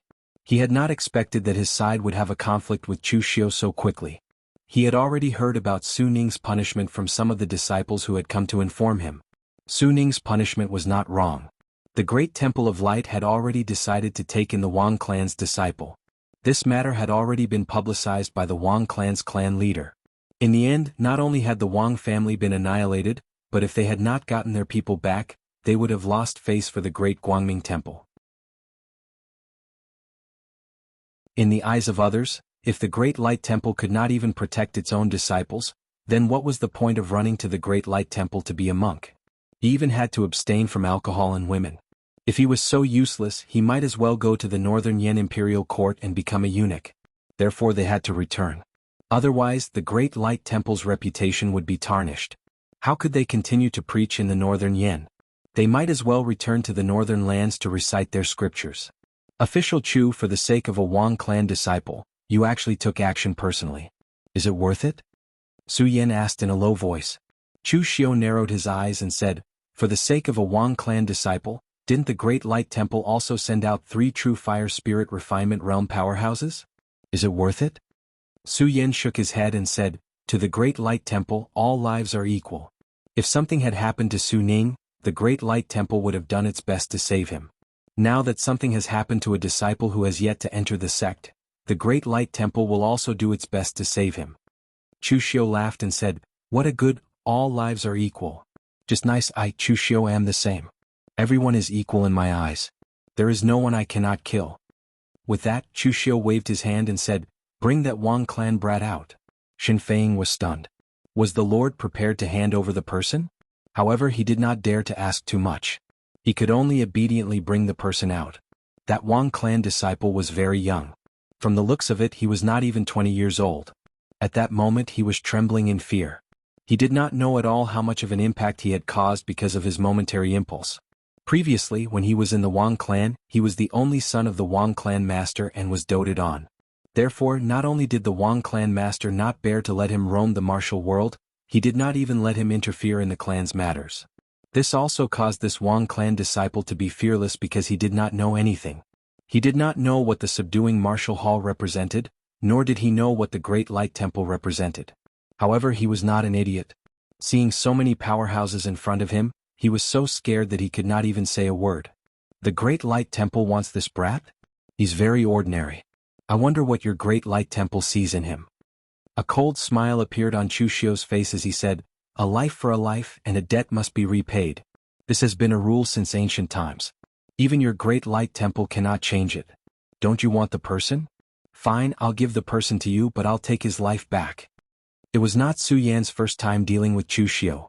Looking at Chu Xiu's expression, he knew that something was going to happen. However, before he could speak, Chu Xiu snapped his fingers. In that instant, there was a slight fluctuation in the essence qi between heaven and earth. However, it was this slight fluctuation that affected the Wang clan disciple's heart, causing it to beat violently. It was this one beat that instantly shattered the Wang clan disciple's heart meridian, and he lost all signs of life in an instant. Seeing that the person he wanted was killed in front of him, Su Yen roared angrily, Chu Xiu, a life for a life and a debt must be repaid? Your subordinates have already annihilated the entire Wang clan. Is it not enough to pay with their lives? Chu Xiu spread his hands and said, is that so? Sorry, I really forgot to ask about this. However, the result is the same. The lives of my Jinwu Hall people are more valuable, can't they? Chu Xiu's appearance could simply make people vomit blood. Su Yen couldn't stand it even if he had a good temper. Behind him, a glaring Vajra form bloomed, and a dazzling golden Buddha's light shone out. With a palm to subdue the demon, it blasted toward Chu Xiu with the power to shatter mountains and split the earth. Su Yen, an existence who had just stepped into the true fire spirit refinement state not long ago, Chu Xiu didn't take him seriously at all. When the other party was in the real pellet state, he didn't take him seriously. Now that he had stepped into the true fire spirit refinement state, Chu Xiu didn't take him seriously either. Taking a step forward, Chu Xiu's body was burning with inner force and true fire. He punched out, and the mountain and sea fist scripture carried a majestic might as it met the palm of the glaring Vajra. Chu Xiu's punch was very similar to Emperor Qin Qing's. Wherever the fist passed, mountains would shatter and the earth would crack. It was invincible. That powerful force caused Su Yan's expression to change. A crack appeared on the glaring Vajra form behind him under this punch, and the Buddha's light instantly dimmed. When he left the Great Light Temple, Su Jing told him to be careful of Chu Xiu. At that time, Su Yan thought that Su Jing was telling him to be careful of Chu Xiu's endless means. Now he knew that Su Jing was also telling him to be careful of Chu Xiu's unreasonably strong strength. Seeing that Su Yan was unable to hold on any longer, the two Jing generation monks who had come with Su Yan did not hesitate to attack. They were already people who were nearing the end of their lifespans. They felt that it was a gain to be able to make one last contribution to the sect in this life. Naturally, they didn't care whether the siege would affect their reputation or not. The Buddha's light around one of the old monks condensed into runes that circled around him. As he pointed out the runes one by one, the Buddha's light runes turned into a matrix that enveloped Chu Xiu. If someone were to look from above, they would notice that the matrix was like a Buddha's lotus that was constantly blooming. Chu Xiu was in the center of the Buddha's lotus, and he was being suppressed by the endless Buddha's light. The other old monk was shrouded in an extreme Buddha's light. He chanted the name of Buddha, but it was not Amitabha. Instead, it was the Namo Unbreakable Vajra Buddha. The golden Buddha's light seemed to have dyed his entire person into a golden Buddha. As his palm landed, everywhere it passed by, even the vital qi of the universe began to crumble. It was just a simple palm, but it contained the most extreme power of Buddha's light. Among the old monks from the Great Light Temple, those who could survive until the end all had some tricks up their sleeves. All of them had trump cards that they could bring out. However, when Chu Xiu saw this scene, he snorted coldly.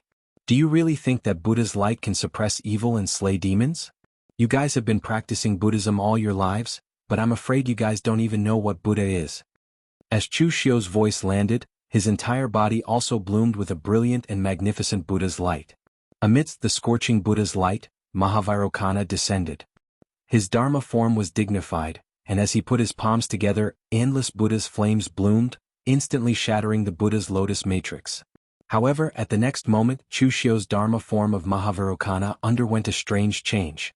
The dignified Dharma form became angry and evil, and a black dot appeared between Mahavairokkana's eyebrows. The black dot spread out like ink, and at the next moment Mahavairokkana had already turned into the Mahakala demon god, whose entire body was emitting apocalyptic flames. The extreme of light was darkness and Mahavairokkana was Mahakala. The palm landed, and the palm, which contained endless power of nirvanic destruction, sent the old monk who was shrouded in Buddha's light flying. The extremely domineering power of nirvanic destruction continued to corrode the Buddha's light, and the Buddha's light around the old monk began to shatter like a shattered armor. It fell to the ground and even corroded a large pit in the ground. Chu Xiu took a step forward and said coldly, "Buddha?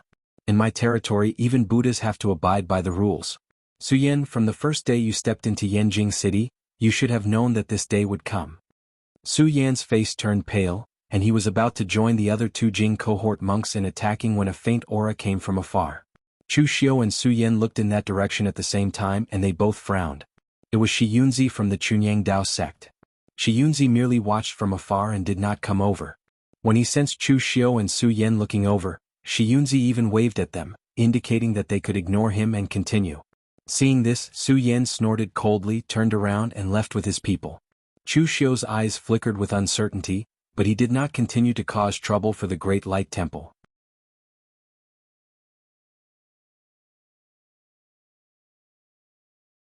Chapter 938. The biggest problem with the three lineages of Taoism, Buddhism, and Diabolism all gathered in one place was that no matter which side started the battle first, the last to benefit would be the side that won. Therefore, after seeing Shi Yunzi, Su Yan chose to leave directly. The disciple of the Wang family had already been killed. It would be useless for him to take action again except to vent his anger. It was the same for Chu Xiu. He still had a lot of troubles to deal with. How could he have the leisure to fight to the death with the people from the Great Guangming Temple? Because of the existence of the Chunyang Dao sect, the two sides could not fight for the time being. They each took a step back and could only stop for the time being. After causing such a big mess, Shen Feiying was still a little perturbed. He did not know if it was right for him to do so. Chu Xiu comforted Shen Feiying. He was so tough, but he did not lose the face of the Zhenwu Hall. What was wrong with it? However, this matter was still a problem. It seemed that he had to modify his plan. Previously, Chu Xiu was ready to deal with Xiang Chong first, and then deal with the Taoist and Buddhist lineages. Now Xiang Chong's layout was almost done. He just had to wait for Xiang Long to die. However, the problem was that Xiang Long was still stubbornly holding on. No one knew when he would die. It was impossible for Chu Xiu to assassinate Xiang Long now, so he had to continue to wait. However, during this period of waiting, it was obvious that the Taoist and Buddhist lineages were not so easy to deal with. Even if he did not provoke them, some accidents would still happen. This was the real problem. After returning to the Jinwu Hall, Chu Xiu had been thinking about this matter. In the end, before he could come up with a suitable solution, the Jinwu Hall was competing with the Chunyang Dao sect again. The reason was also the Jianghu forces of the Northern Yen. In the past, the Jinwu Hall ruled the Northern Yen martial arts world, or it could be said to suppress them. The advantage was that the entire Northern Yen martial arts world could not use weapons without permission, reducing the fighting between each other. However, the disadvantage was that all the sects under the jurisdiction of the Jinwu Hall had to offer offerings to the Jinwu Hall. When had these underworld forces ever suffered such a great injustice? To the Northern Yen imperial court, they were just like ordinary merchants who had to pay some taxes. As for the precious cultivation resources, they never had to pay taxes. The way Chu Xiu handled things was even more overbearing than the Northern Yen imperial court. However, although they were overbearing, the strength of the Jinwu Hall was still there. In the past, Chu Xiu had destroyed many families in the Northern Yen land. His ferocious might was still there, so even though the martial arts forces in the Northern Yen land were indignant, they did not dare to jump out and cause trouble. But this time, the arrival of Chunyang Dao sect and Great Guangming Temple made them see that their opportunity seemed to have come. Chu Xiu was not the only one in the Northern Yen martial arts world. Although the Wang family was destroyed by the giant spirit gang, it also let others see that at least the Great Guangming Temple and Chunyang Dao sect dared to challenge the Jinwu Hall in the Northern Yen land. Therefore, many forces selected by the Chunyang Dao sect as disciples secretly colluded with each other to resist the warriors who came to collect the monthly salary from the Jinwu Hall. Moreover, they also learned from the previous lesson of the Wang family being destroyed. They even informed the Chunyang Dao sect in advance to come and directly confront the Jinwu Hall. When the news reached Chu Xiu's ears, Chu Xiu could not help but show a strong murderous intention in his eyes. Some people did not learn from their mistakes. Even when he had just entered the Northern Yen land a few years ago and killed many people, these people were still willing to plot against him for some benefits. Some people said that human nature was good, and some said that human nature was evil. But in Chu Xiu's view, human nature itself was a combination of various complex emotions and thoughts. Greed, anger, obsession, hate, love, evil desire, 7 emotions and 5 poisons were all present. At this time, it was also reasonable to say that this group of people was greedy.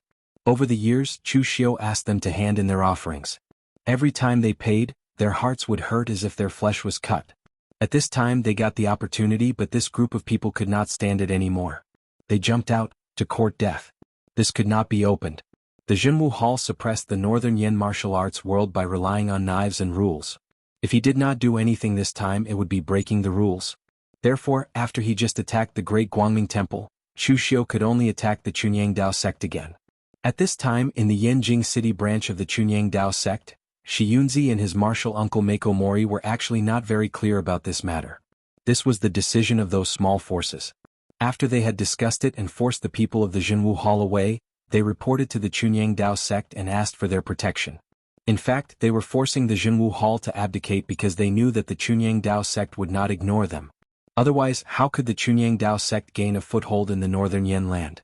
After hearing this news, Shi Yunzi's expression suddenly changed and he scolded loudly, "Bastard! Idiot! Idiot!" Shi Yunzi had never been serious before, and it was rare for him to even be angry. At this time, the disciples of the Chunyang Dao sect were shocked when they saw Shi Yunzi's sudden rage. It was no wonder that Shi Yunzi was furious at this time. He even had the intention to kill. This group of small forces usually did not think about making progress. It was not easy for them to have a little cleverness, but in the end they used it to plot against the Jinwu Hall. But in fact they had outsmarted themselves. It could even be said that they were playing with fire. He had seen the conflict between Chu Xiu and the Great Guangming Temple before. At the moment, Chu Xiu was definitely not having a good time.